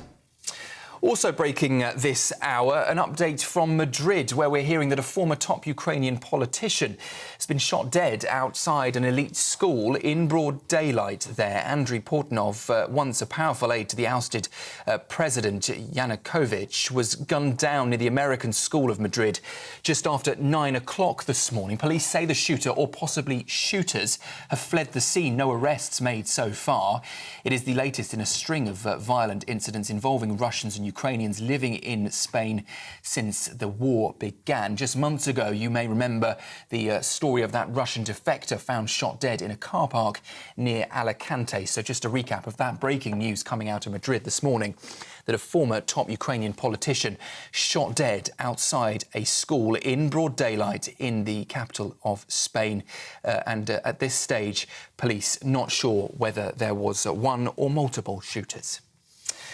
Here, inflation has jumped to 3.5%, its highest in over a year, driven by soaring household bills. Water and energy prices have spiked in April, with sewerage costs rising more than 26%. Economists had forecast a rise, but not this sharp, and now expect fewer interest rate cuts this year. Services inflation also surged to 5.4%, with higher employer costs and minimum wage rises adding pressure. The Bank of England says the fall in inflation is stuttering, and for many, the cost of living is still biting hard. A leaked memo from Angela Rayner's department revealed she urged the Chancellor to hike taxes by up to £4 billion ahead of the spring statement.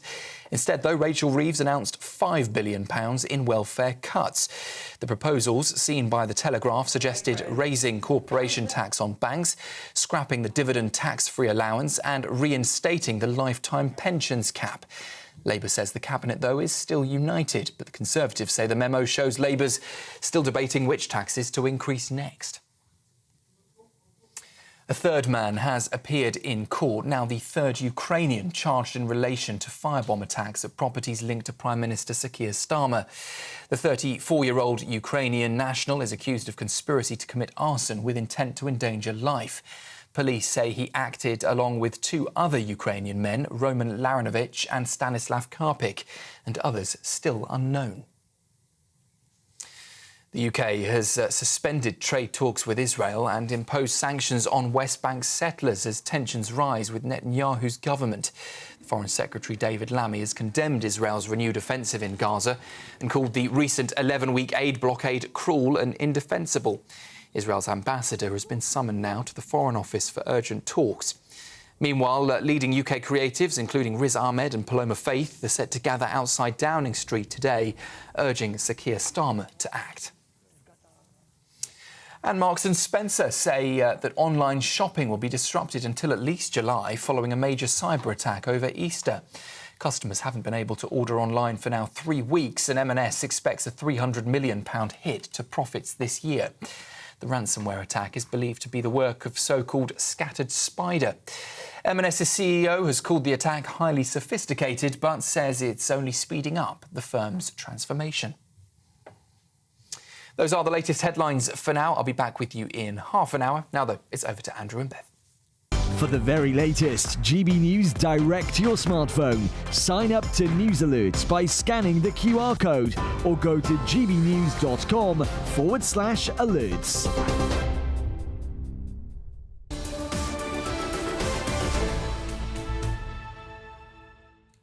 Welcome back to Britain's Newsroom, live across the United Kingdom on GB News with Andrew Pearce and Beck Turner. We're going to take you back to that breaking news. French authorities say 2 people have died after a boat carrying migrants, illegal migrants, got into difficulties in the Channel.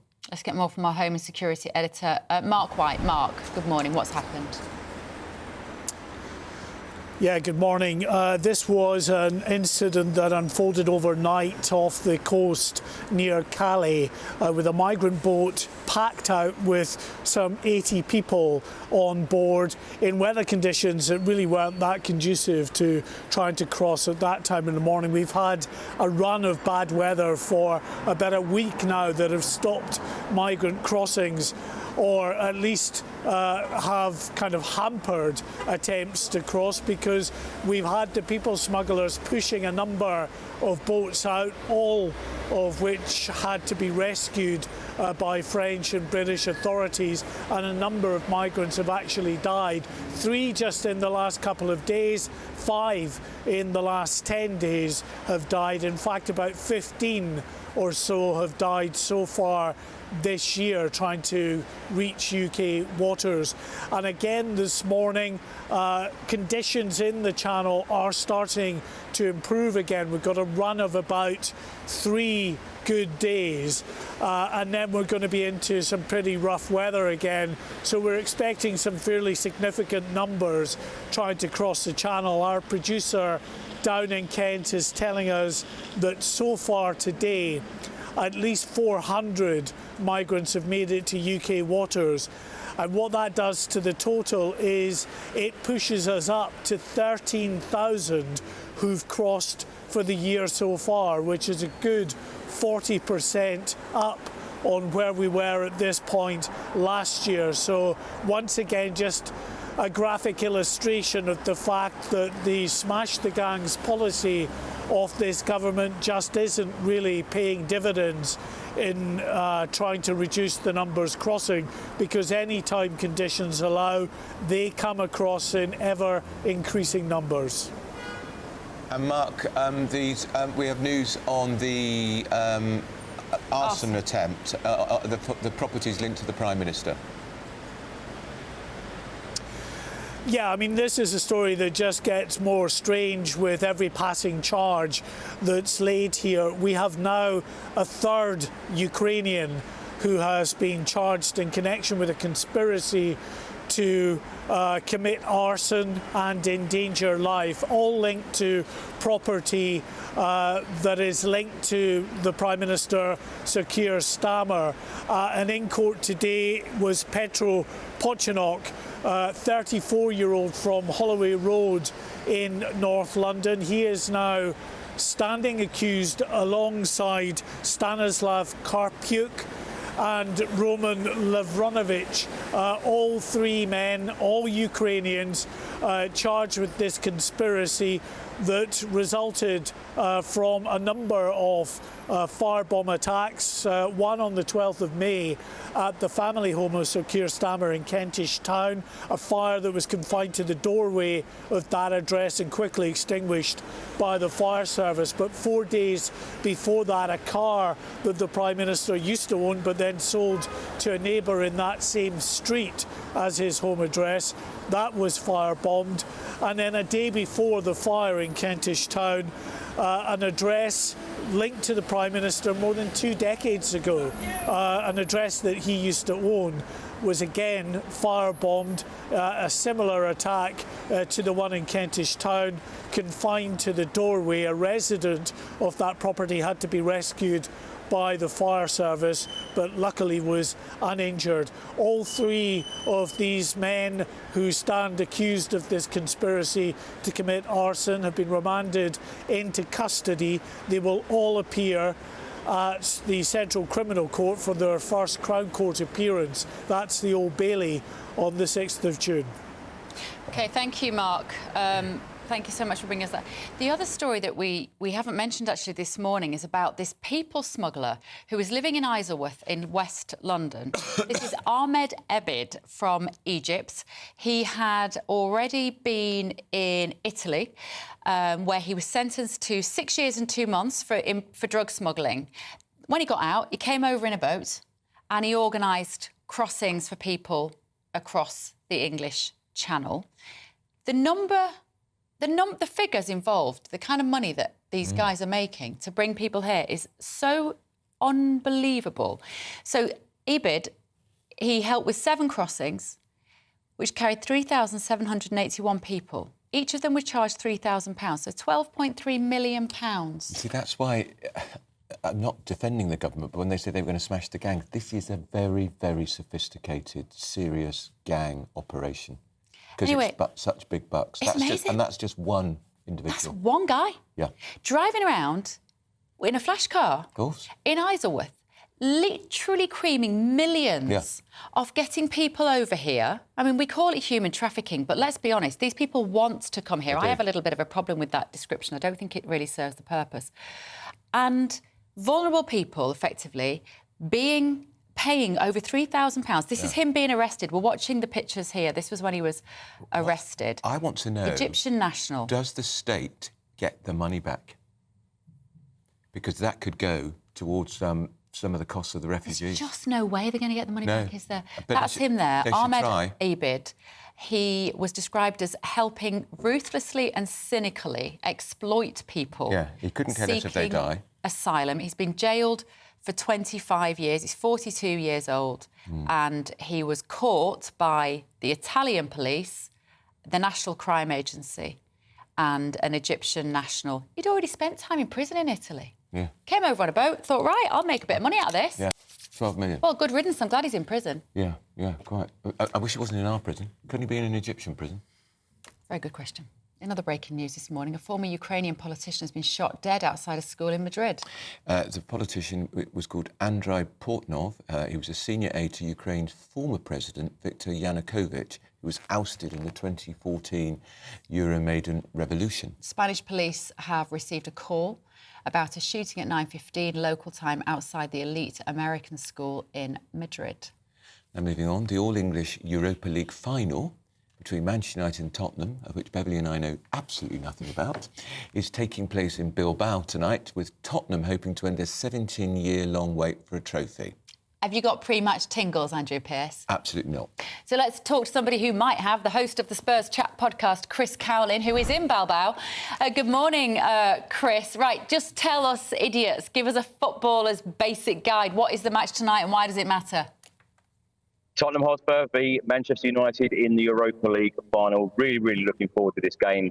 Of course, Spurs have beat Manchester United 3 times this season, twice in the Premier League and once in the League Cup. But this is the game that really does matter. And as you just said, 17 long years without a trophy, 41 years without a European trophy. Ange Postecoglou, the Spurs boss, always says that he wins a trophy in his second season. I'm really hoping he is delivering this evening. There is nothing I want to see more than Captain Heung-min Son lifting that trophy and parading it down the high road on Friday. But the atmosphere here is incredible. The atmosphere last night was incredible amongst the Tottenham Hotspur supporters, and a lot of us are feeling very confident. How many fans will have made the trip, Chris, from Tottenham Hotspur and Man U? There's just under 15,000 tickets per club, and we're expecting another 15,000 or even more than that to travel out. But the lengths that people have gone to travel out to Bilbao, I've got friends, a friend of mine, Jamie, he's got in a camper van for 15 hours. People have gone by boat. People have gone, via planes, you name it, to get here because it is such an important game for the football club. And, of course, it's important for next season as well because, you win the Europa League, you go into the Champions League, and, when you've got a stadium like ours, training facilities, etc., which is, great at the football club, but we haven't won a trophy in so long, and Champions League football is very important for the football club going forward. Yeah, and of course, this is the Europa League, full of European teams. Turns out we English are still quite good at something because we've got 2 teams in the final. It's true, but of course, in the Premier League, both teams are sitting in 16th and 17th. Neither club want to be in that position. And, it's going to be great for the winner, but it's going to be absolutely awful for the loser today. I'm certainly hoping that we're not on that receiving end because, I was at the final in 2019 against Liverpool. The atmosphere, it remains one of the best days of my life up until 20 seconds into that game where, of course, the penalty was given. And shouldn't have been. But, as I said, I'm just hoping that these players really do deliver, and become heroes because they don't want to be remembered for finishing 17th in the Premier League table. And have you got a prediction for the score, Chris? I'm going to go 2-1. Spurs never, ever do things easy, so I wouldn't be at all surprised if we go 1-0 down and then claw it back. But as long as Son and co, Postecoglou, are lifting that trophy later on this evening, I tell you what, all the Spurs fans will be partying on these streets of Bilbao all night long. Fantastic. Thank you. Good luck, Chris. Yeah, Chris Cowlin there in Bilbao, host of the Spurs Chat. You want Manchester being a Manchester girl? I have to want Manchester United to win. My dad will be screaming at the TV this morning if I don't say I want Manchester United to win. And, of course, our sports guy, Paul Coyte, he is a Tottenham fanatic. Is that right? He's probably out there. Well, he probably is. No doubt he'll be on the telly tomorrow morning to tell you all about it. I thought we managed to wing it. I like the fact he kept saying things like, of course, the winner of this goes to the Champions League, and of course, they're 16th and 17th in the Premier League. I was like, it might be of course to you, but I have no idea what you're talking about. No, I think I did know that Tottenham having a bad year because Paul Coyte very depressed every time I'd say, how's it going, Paul? Not well. Right, up next, Barking Mad. Are you happy to pay to care for a dog in quarantine that has come to Britain on a dinghy with a small boat migrant? Maybe they just love the dog so much they couldn't bear to leave it behind. A big dog too. A big dog, a German Shepherd. Unbelievable. You're at Britain's Newsroom, GB News. From the school run to the home run, watch a new show for all of Britain. He can say whatever he wants. A straight-talking show where all voices are heard. And, when are we going to stop talking about smashing the gangs and actually do it? With the stories that matter from every part of our country. There's a bit of a crash landing there for your Chancellor. Bold, fearless and standing up for you. That's me, Martin Daubney, 3 p.m. till 6 p.m, weekdays, here only on GB News. The People's Channel, Britain's news channel. GB News Breakfast, every day from 6 a.m. Are these two things linked? Is an excess of belly fat perhaps hindering our children's education? Good morning. So you're quite right. It's not the actual belly fat that is causing the brain problem. It's more that what causes the belly fat to exist is also causing issues in the brain, essentially. So the belly fat is almost a side effect, and so is the reduced learning, the memory, the mood issues that we're seeing in the brain. So it's very important to understand that those two things are correlated, and actually the problems that go behind it are what we need to target. So it's not just about, we're not just trying to body shame young people, we're actually trying to look at what are the cofactors, essentially. So that could be sleep, lack of exercise, overuse of technology, loneliness, would you believe it? And of course, diet. The headline essentially has run away with itself. It's conflating the two and making it sound like belly fat is an issue for our children's education, when in reality, it's a matter of actually we need to be encouraging healthier habits, a better diet, more sleep, as you mentioned, loneliness, for example. Is it healthy, though, for these headlines to suggest, like you said, potential for body shaming, potential for, parents getting the wrong impression? Is that what the real issue here is? I mean, everything has a positive and a negative side. If any parent looks at this and thinks, oh my gosh, I'm seeing my child is getting a little bit podgier around the middle, I need to do something, and kicks them into action. And same with children, it's not a bad idea to inform them and educate them about diet and exercise, and it's good to know about those things. GB News, the People's Channel. Hi, I'm Michelle Dewberry, and my show is your opportunity to cut through all the noise and dive in headfirst to some robust debates. Ideas clash. Situation, Because you're deliberately avoiding my point. Nothing's held back. And if you think this is the end of it, wait for more. And we do not shy away from the difficult stuff. Sometimes I want to shake people and say, if only you understood. So join me on Dubes & Co. weeknights at 6 p.m, only on GB News, Britain's news channel.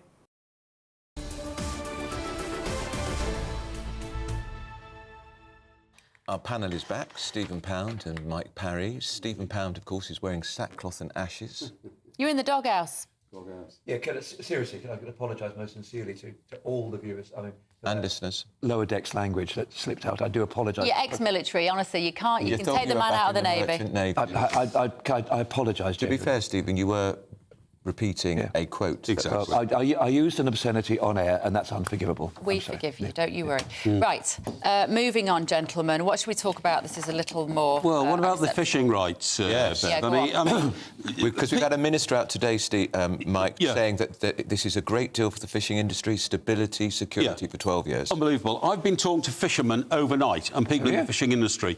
Now, because it's now extended by another 12 years, that means there will be no investment in any new fishing boats in this country at all. Who's going to invest in something that only gets good in more than 12 years? It's actually 14 years now, isn't it? Because it's next year plus 12, 13 years. Hang on a second. 5 years ago, at the moment, European ships have the right to, and boats can fish in any British waters because Boris Johnson and David Frost signed a deal. Now, hang on a second. Let's just finish this. They signed a deal which runs until the middle of next year. That's right. Now, at the moment, if you look at the last year that we've had the figures for, 2023, the British fishermen took 14% more catch from the British seas than they did in 2020. There's the advantage of Brexit, you see. Exactly. There's the advantage. Andrew, whether it is or it isn't, what I'm just saying is that the fishing industry is in pretty rude good health at the moment. To say that this is actually somehow dooming the fishing industry... No, it's going to die. It's going to die. Well, hang on a second. Why didn't it die 6 years ago when Boris Johnson sold out our fishing fleet? We've got the biggest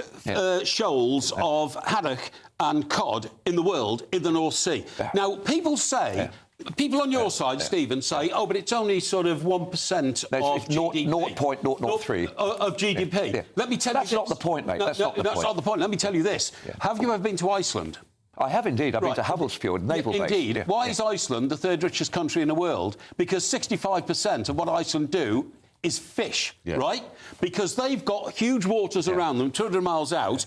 Everything in Iceland is... I mean, in Iceland, by the way, the only cars you see are Bentleys and Aston Martins. Well, hang on a second. Don't forget, and it's all based on the fishing industry. Now, why don't we revive our fishing ports? Because we've got the best seas with the best fish, best cod, best haddock, and make ourselves British fish. Well, hang on a second. The great advantage of Iceland, firstly, nobody pays a penny for electricity there because they run it all from thermoheat from the whereas we've got the most expensive in the world. But hang on a second. We actually fought the Cod War. Do you remember Roy Hattersley on the bridge of the ship there? We actually fought in the 1970s. Yeah, indeed. But the reality is, you talked about the fishing fleets. One of the key things about the European fishing policy, if you look at mackerel stocks, mackerel are a crucial catch, and they would have been overfished. It would end up like the Grandbags cods, which is extinct. There are no cod left on the Grandbags because they were overfished.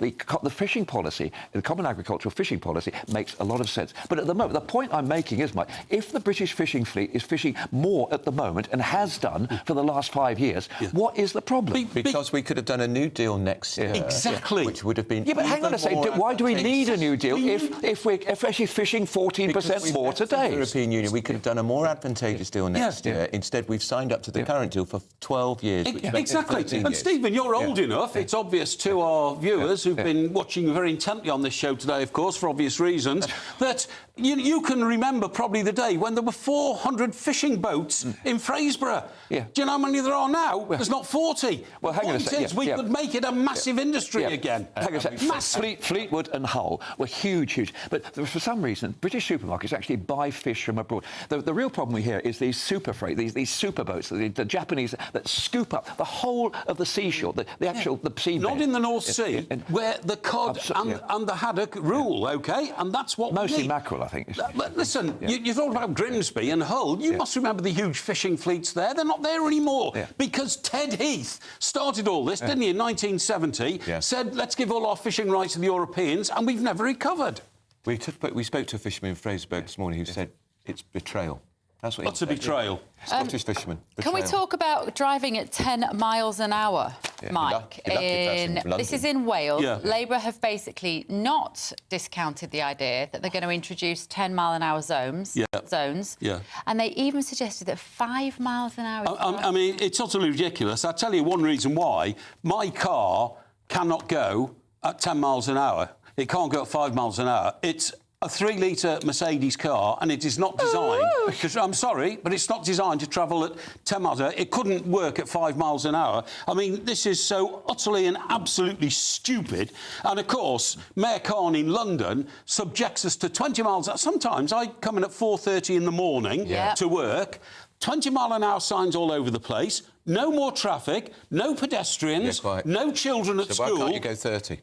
Why can't we have a variable speed limit around 24 hours and all use our common sense? Oh, because in common sense, you're not allowed to have common sense anymore. Hang on a second. I mean, if you look at the First Minister in Wales, Eluned Morgan, I mean, she's actually cast doubt on this already. Now, as far as I'm concerned, the only thing that moves at 5 miles an hour is either cars round my way or tractors, or when Margaret Beckett used to have a mobile caravan, you know, just driving round. At least she used to say when she held up the traffic, she always let people pop in and use the toilet on it. But the reality is that if you're talking about 20... I mean, this is pretty bonkers, I'd have to say that. I mean, I will defend my beloved Labour Party morning, noon and night, but sometimes even I have limits. And Sadiq Khan has turned London into a car. No, he didn't. It's a car park. The average speed in London is 4 miles an hour. But isn't that... Well, hang on a second. Air quality is improving in London. On every statistical metrics, it is. In Greater London, the air quality is perfect. You certainly didn't need to extend it out there. And the areas of London are either a car park or they're a car-free zone because people don't want to come into London. They can't afford to. Why do you think London nightlife is collapsing all around us? People can't either afford or be hassled with the traffic regulations to come into central London. Why does it matter? All the parking. The thing is, why does it matter? Because it really affects people's quality of life. It really affects families when you can't drive your car around. Let me give you an example.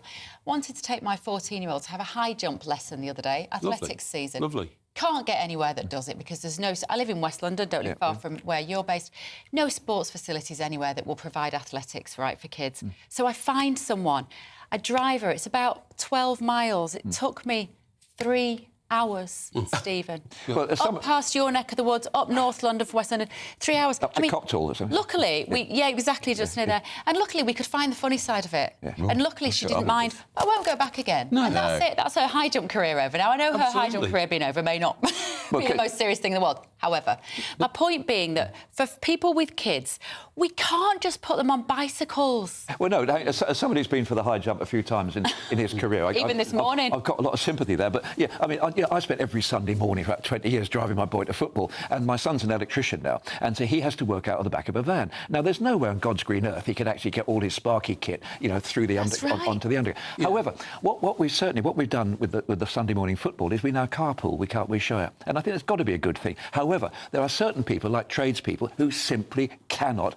give up their vehicles. But what about shopkeepers? The elderly, the disabled. Yeah. Shopkeepers who mums with kids. Who have been deprived of parking spaces outside their shop because they've been given over to all sorts of other things like bus lanes or cycle lanes, or something else. It's an outrage. And I know people whose businesses have closed down because simply nobody can get to them anymore because of pedestrianisation or mad traffic rules in towns. Yeah. Saving the planet, apparently we're saving the planet. Well, everyone be sat at home miserable, not doing any sport. Well, let's have a look. We've got 10 reform councils now. Let's see what they do and see what difference it makes. Quite right, Stephen. Good point. Stephen Pound, Mike Parry there. Do not forget, it is PMQs at midday. Tom and Gloria want your questions for their guests. gbnews.com/your say. What would you ask the Prime Minister today? This is Britain's Newsroom. Stick with us.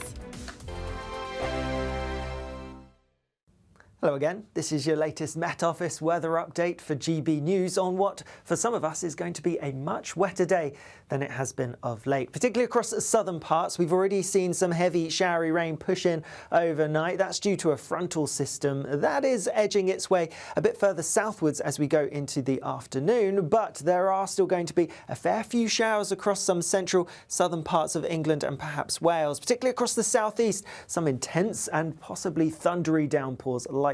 Further north, though, a lot of fine sunny weather on offer, and in the sunshine, feeling pretty warm. Temperatures peaking in the mid to high teens quite widely, low possibly mid-20s in some places. Winds feeling fresher, though, towards those eastern coasts, towards the North Sea, where there's a bit more of a breeze pushing its way in.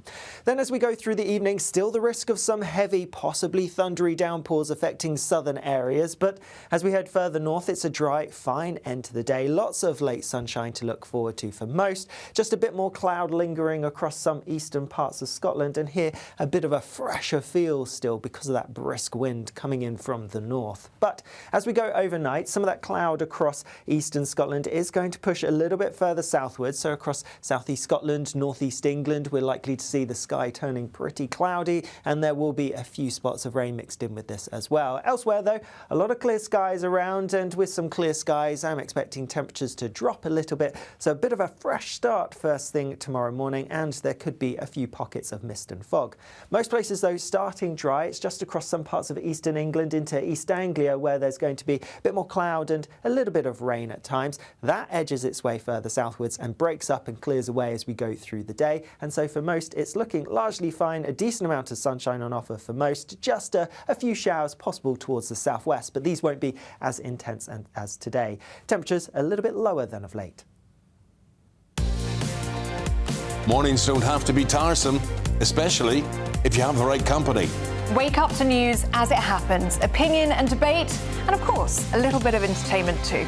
Because when the kettle's on, we're on. That's Breakfast on GB News, a show worth waking up for. Every morning from 6 a.m. Only on the People's Channel, Britain's news channel. We'll spread the news, you spread the word. From the school run to the home run, watch a new show for all of Britain. He can say whatever he wants. A straight-talking show where all voices are heard. And, you know, when are we going to stop talking about smashing the gangs and actually do it? With the stories that matter from every part of our country. There's a bit of a crash landing there for your Chancellor. Bold, fearless and standing up for you. That's me, Martin Daubney, 3 p.m. till 6 p.m. weekdays, here only on GB News. The People's Channel, Britain's news channel.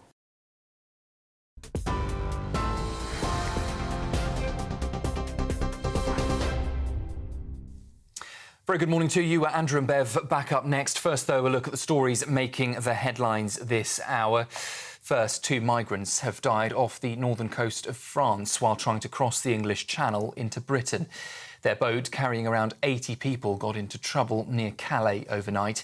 It brings the total number of migrant deaths in the Channel in just the last 10 days to now 5. Hundreds more migrants have also arrived into the UK earlier today. Many more expected to arrive as the hours progress. French authorities confirmed those 2 fatalities this morning, and the Channel remains one of the world's most dangerous migration routes. Breaking news from Madrid this morning that a former top Ukrainian politician has been shot dead outside an elite school in broad daylight. Andriy Portnov, once a powerful aide to ousted President Yanukovych, was gunned down near the American School of Madrid just after 9 o'clock this morning. Police saying the shooter, or possibly shooters, fled the scene and no arrests have been made so far. It's the latest in a string of violent incidents involving Russians and Ukrainians living in Spain since the war between the 2 nations began. UK inflation has jumped 3.5%, its highest in over a year, driven by soaring household bills. Water and energy prices spiked in April, with sewerage costs rising more than 26%. That is the biggest hike since the 80s. Economists had forecast a rise, but not this sharp, and now expect fewer interest rate cuts this year. Services inflation, meanwhile, surged to 5.4%, with higher employer costs and minimum wage rises adding pressure. And the Supreme Court has ruled the public does have the right to wild camp on Dartmoor without the landowner's permission. 5 justices unanimously rejected a challenge by Alexander and Diana Darwell, who own over 3,000 acres on the moor, and claimed campers cause harm to livestock and land. They were appealing a Court of Appeal decision that found wild camping counts as open-air recreation under the Dartmoor Commons Act. Campaigners say it's a victory for public access and a blow to what they call landowner overreach. That's it from me for now. I'll be back with you shortly after Prime Minister's questions. Next, though, let's take a look at the markets. For the very latest GB News direct to your smartphone, sign up to News Alerts by scanning the QR code or go to gbnews.com/alerts.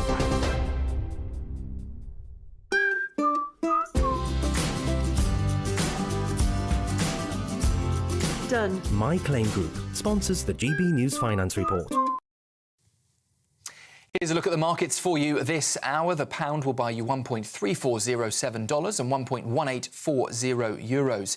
The price of gold, £2,473.32 per ounce.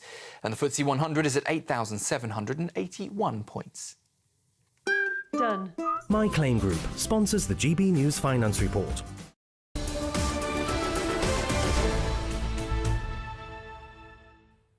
It's 11:38 with Britain's Newsroom and GB News with Andrew and Bev. Now, there is a huge rift brewing in the government. Angela Rayner has been pushing the Chancellor to increase taxes on savers and high earners. Our reporter Sophie Reaper is in Angela Rayner's constituency of Ashton-under-Lyne and joins us live. Sophie.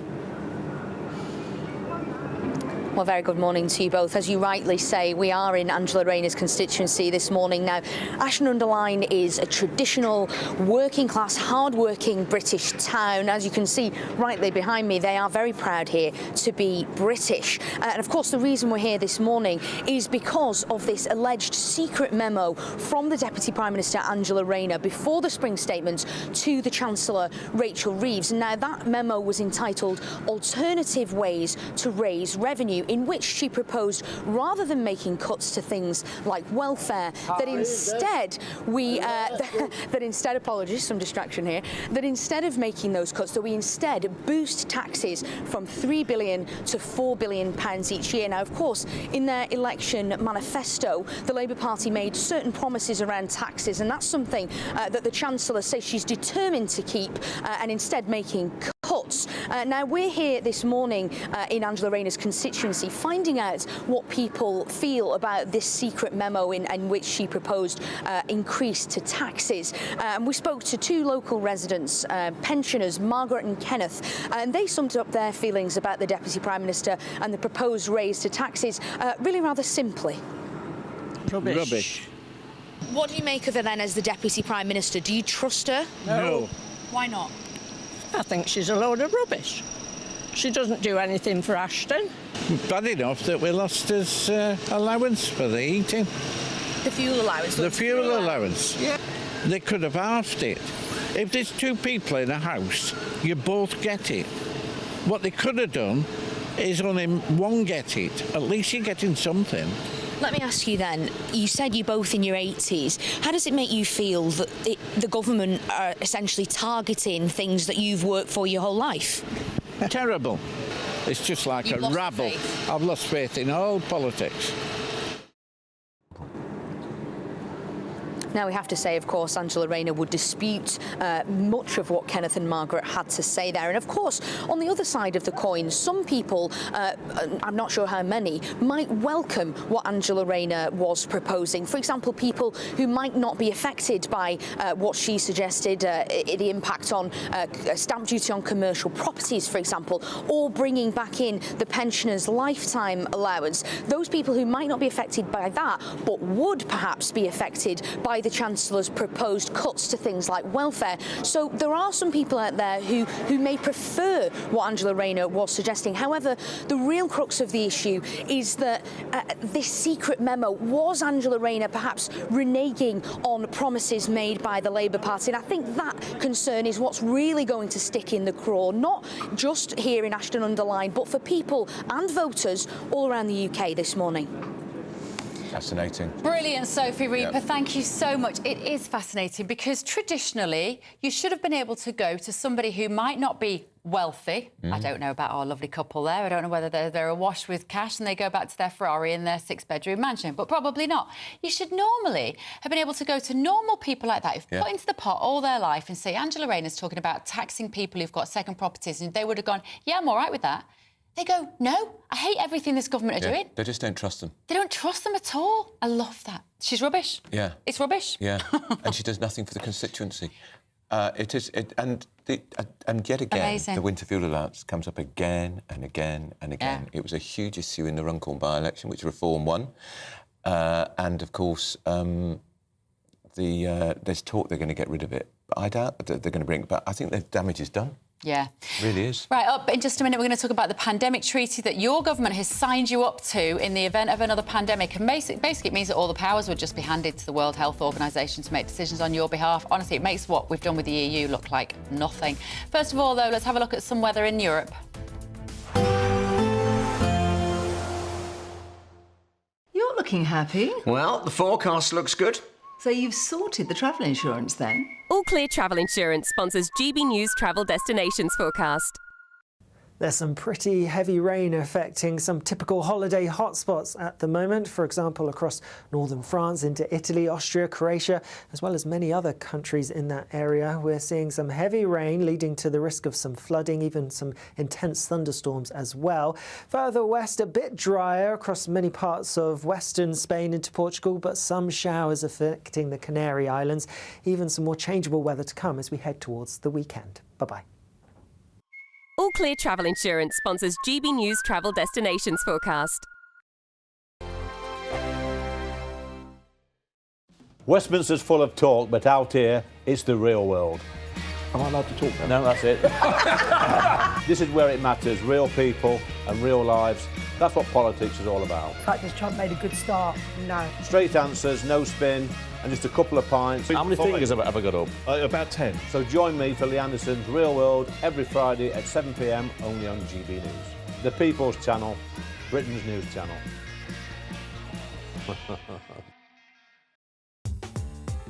I'm Christopher Hope. From pop stars to politicians, I'll interview anybody in a pub who's got a political opinion. Join me every Friday on Spotify, Apple Podcasts, YouTube or gbnews.com, or wherever you get your podcasts. This is GB News, the People's Channel. Good Afternoon Britain isn't just about us. The wonderful thing about this programme is it's about everyone watching. It's an interactive programme. Well, there absolutely is something to see here, and we're going to be talking about it more. Whether it's breaking royal news, please bring us up to date, or indeed a particularly punchy speech in the House of Commons. Very, very curious. We bring it to you live, and then we bring you live reaction as well. That's Good Afternoon Britain, weekdays from midday. Only on GB News, the People's Channel, Britain's news channel. Mornings don't have to be tiresome, especially if you have the right company. Wake up to news as it happens, opinion and debate, and of course, a little bit of entertainment too. Because when the kettle's on, we're on. That's Breakfast on GB News, a show worth waking up for. Every morning from 6 a.m. Only on the People's Channel, Britain's news channel. We'll spread the news, you spread the word. Join me, Nana Akwe, for an informative, interactive news programme with a difference. It's fun. No, he didn't say that, Dave. I'm so surprised. I think there's an element of truth to that. Join me from 3 p.m. every weekend, only on GB News, Britain's news channel. From the school run to the home run, watch a new show for all of Britain. He can say whatever he wants. A straight-talking show where all voices are heard. And, you know, when are we going to stop talking about smashing the gangs and actually do it? With the stories that matter from every part of our country. There's a bit of a crash landing there for your Chancellor. Bold, fearless and standing up for you. That's me, Martin Daubney, 3 p.m. till 6 p.m, weekdays, here only on GB News. The People's Channel, Britain's news channel. We're proud to be GB News, the People's Channel, and as you know, we always love to hear your views. Now, there's a new way of getting in touch with us at gbnews.com/yoursay. By commenting, you can be part of a live conversation and join our GB News community. You can even talk to me, Bev Turner, or any of the members of the GB News family.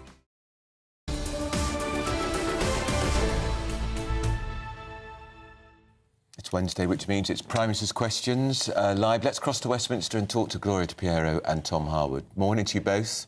Good morning. You know what we love so much about this show is getting our viewers and listeners' questions because it's their show and we put them to our politicians. Absolutely. We're going to have a Tory MP and a Labour MP and we're going to dissect what we see at Prime Minister's Questions. What sort of put-downs will the Prime Minister have for Kemi Badenoch today? And what might she say about this rising inflation or indeed Angela Rayner's proposed tax rises? Well, if you have a question at home, please do send it in. gbnews.com/yoursay is the way to get involved. Sounds great. We'll be there. Thank you both. I'm just looking at the inbox to see those questions are already coming in here for Gloria and Tom to pose to their guests. There'll also be questions about the EU surrender deal, of course. Yeah, there will be. Now, many people believe the quality of television has gone down, not at this channel, with virtue signalling being a big reason for the frustration. In 2021, for instance, EastEnders had a schoolgirl stand outside a railway station urging residents to stop eating meat. Or this episode of Doctor Who from 2023. Me? Yes, the me. I promise I can help him get home and then you'll never see me again. You're assuming he as a pronoun. True.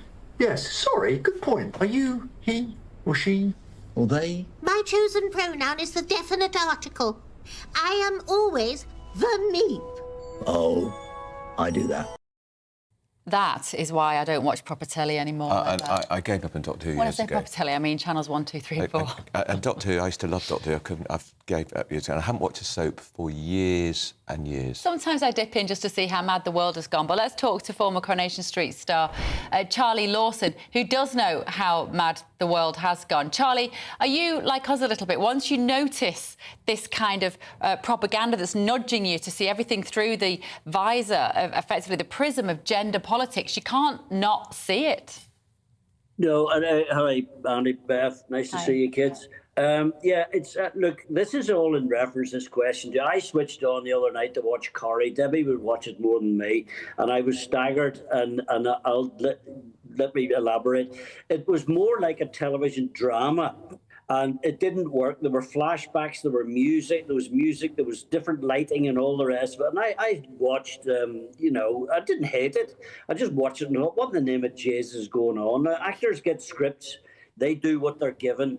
But all this comes down to someone in Golden Square, Granada in London, who listens to somebody from Parliament or whoever, and they say, right, you must start to cover this, you must cover that, you must cover whatever.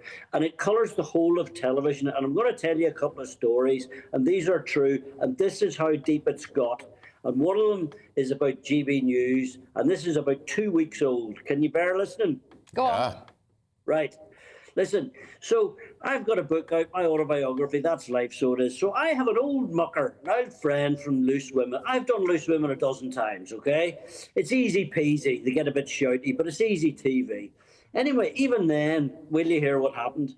So I phoned this friend of mine who I've known since we used to drink and row together and all the rest of it many, many moons ago. And said person said, I'll see if I can get you on. Good idea. Her response was from the booker, who's the guy who books all the guests, we can't use Charlie Lawson. He's on GB News, unquote, and we will never use him because he's on GB News. Oh, dear. That, honest to God. And listen, 6 months before that, when you hear this, so I've always supported Sharon Davis, like you lot, and Kelly J. Keane, and I joined the Let Women Speak movement. And I made a couple of remarks about the guys in balaclavas trying to beat up the women and, having a go at lesbians, having a go at bloody straight women and all that. You know, the boys in the balaclavas? At the protests, yeah. Yep. And I said, those are the boys I want to have it out with. Just let me in there and I'll pull their masks off for them, you know, which apparently didn't go down too well because I got an episode of Celebrity Antiques Roadshow. And my agent got a letter saying, we can't possibly use Charlie Lawson. He's anti-trans. Well, Charlie, you're clearly too controversial for some channels, but we don't mind your anecdotes. Thank you so much. Former Coronation Street actor Charlie Lawson joining us there. Yeah, great. Still to come, Outrageous. PMQs. Discriminate against GB. Don't go anywhere. This is Shocking. Britain's Newsroom on GB News.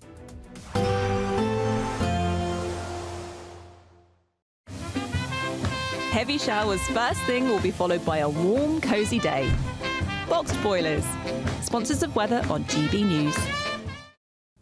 Good morning, I'm here with your latest GB News weather update coming to you from the Met Office. Whilst many northern parts are going to have another fine day with a decent amount of warm sunshine, it's a different story further north. We already have some fairly heavy showery rain affecting parts of South Wales, southwest England, pushing across some other southern coastal parts as well. A lot of that will clear away as we go into the afternoon, but we do have some further showery bursts developing across some more central eastern parts, and some of these could turn heavy, possibly even thundery. Temperatures similar to yesterday for many places, high teens, low 20s quite widely, mid 20s for a few places, feeling fresher towards those eastern coastal parts. Now, as I said, we do have some further showers to watch out for, and some of them could be a little bit on the heavy side, even as we head towards this evening's rush hour across southern parts, but they will clear away as we go through the evening and overnight. Further north, we're sticking with the fine picture.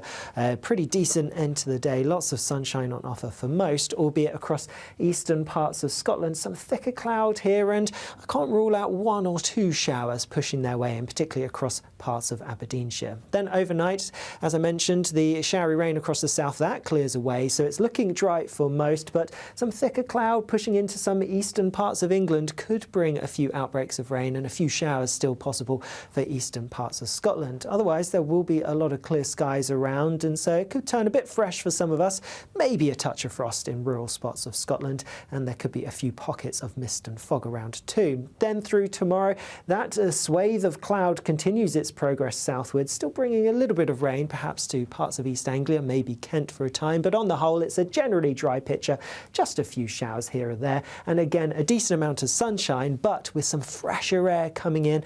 Temperatures are going to be down several degrees compared to of late, and feeling particularly fresh towards those North Sea coasts. There will be a light breeze in the morning, leading to a warm front. Boxed Heat Pumps, sponsors of weather on GB News. What does it feel like to be a Great British Giveaway winner? That's a big surprise. Oh my God, I'm going to cry. Do you know what? I've never won anything like this in my life. Oh my God, this is amazing. That is absolutely fantastic. We're over the moon. Yes, that is fantastic. You know, you have no idea how much I needed it. Oh my goodness. That's wonderful. Oh, thank you. Oh, thank you so much. I was gobsmacked. Thank you, GB News. I'd say don't hesitate, do it. If you're not in it, you've got no chance of winning it. Thank you. You weren't expecting to get that call today, were you? No, I wasn't. You really could be our next big winner. Head over to gbnews.com/win now to find out how and get your entry for the Great British Giveaway. Great prizes, even greater wins. It's Patrick Christie's Tonight, and here we do things differently. It's explaining the absolute madness of this, doesn't it? It's explosive. I mean, this is very good. It's lively. 850. Your government sat there, Sean, and it did nothing. It's controversial. And the Middle East has been in turmoil since before I was born. It's everything you need to kickstart your evening. Everyone's had their Weetabix tonight. I love to see it. That's Patrick Christie's Tonight, weeknights from 9 p.m. Only on GB News, the People's Channel, Britain's news channel. Hi, I'm Michelle Dewberry, and my show is your opportunity to cut through all the noise and dive in headfirst to some robust debates. Ideas clash. Situation, no, isn't it? Because the failure is... You're deliberately avoiding my point. Nothing's held back. And if you think this is the end of it, wait for more. And we do not shy away from the difficult stuff. Sometimes I want to shake people and say, if only you understood. So join me on Dubes & Co. weeknights at 6 p.m, only on GB News, Britain's news channel. I'm Christopher Hope. From pop stars to politicians, I'll interview anybody in a pub who's got a political opinion. Join me every Friday on Spotify, Apple Podcasts, YouTube or gbnews.com, or wherever you get your podcasts. This is GB News, the People's Channel. We're proud to be GB News, the People's Channel. And as you know, we always love to hear your views. Now, there's a new way of getting in touch with us at gbnews.com/yoursay. By commenting, you can be part of a live conversation and join our GB News community. You can even talk to me, Bev Turner, or any of the members of the GB News family. In the GB Newsroom, we bring you the news as it happens. With our team of dedicated journalists across the UK, we're ready to keep you up to date with what's happening every half an hour, every single day. Bulletins here on GB News, the People's Channel, Britain's news channel.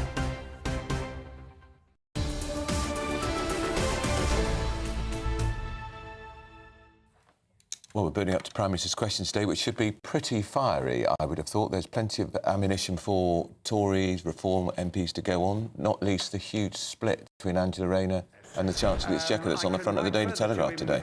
But also bear in mind there was a terrible poll yesterday putting the Conservatives behind Labour, behind Reform, I think behind the Lib Dems in fourth place. I mean, you know, Kemi Badenoch is batting on a sticky wicket. Yeah, is the Tory party facing an existential crisis? I was at a do last night in Westminster, and that's what everybody was talking about. Of course it is. Will the Tory party be the main opposition at the next election? Will they win the next election, or could they be for third or fourth place? Yeah. Because Reform are really doing very well, and the EU surrender deal will benefit Reform.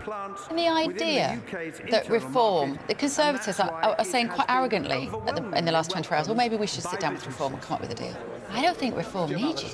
I don't think Nigel Farage is going to be on the phone to Kemi Badenoch and say, come along with us. You're not going to ask the losing team to come along and join you at this stage. There's not another election for 3 years, probably. No. So there'll be, and my own hunch is, there'll be some form of local deals getting closer to the general election.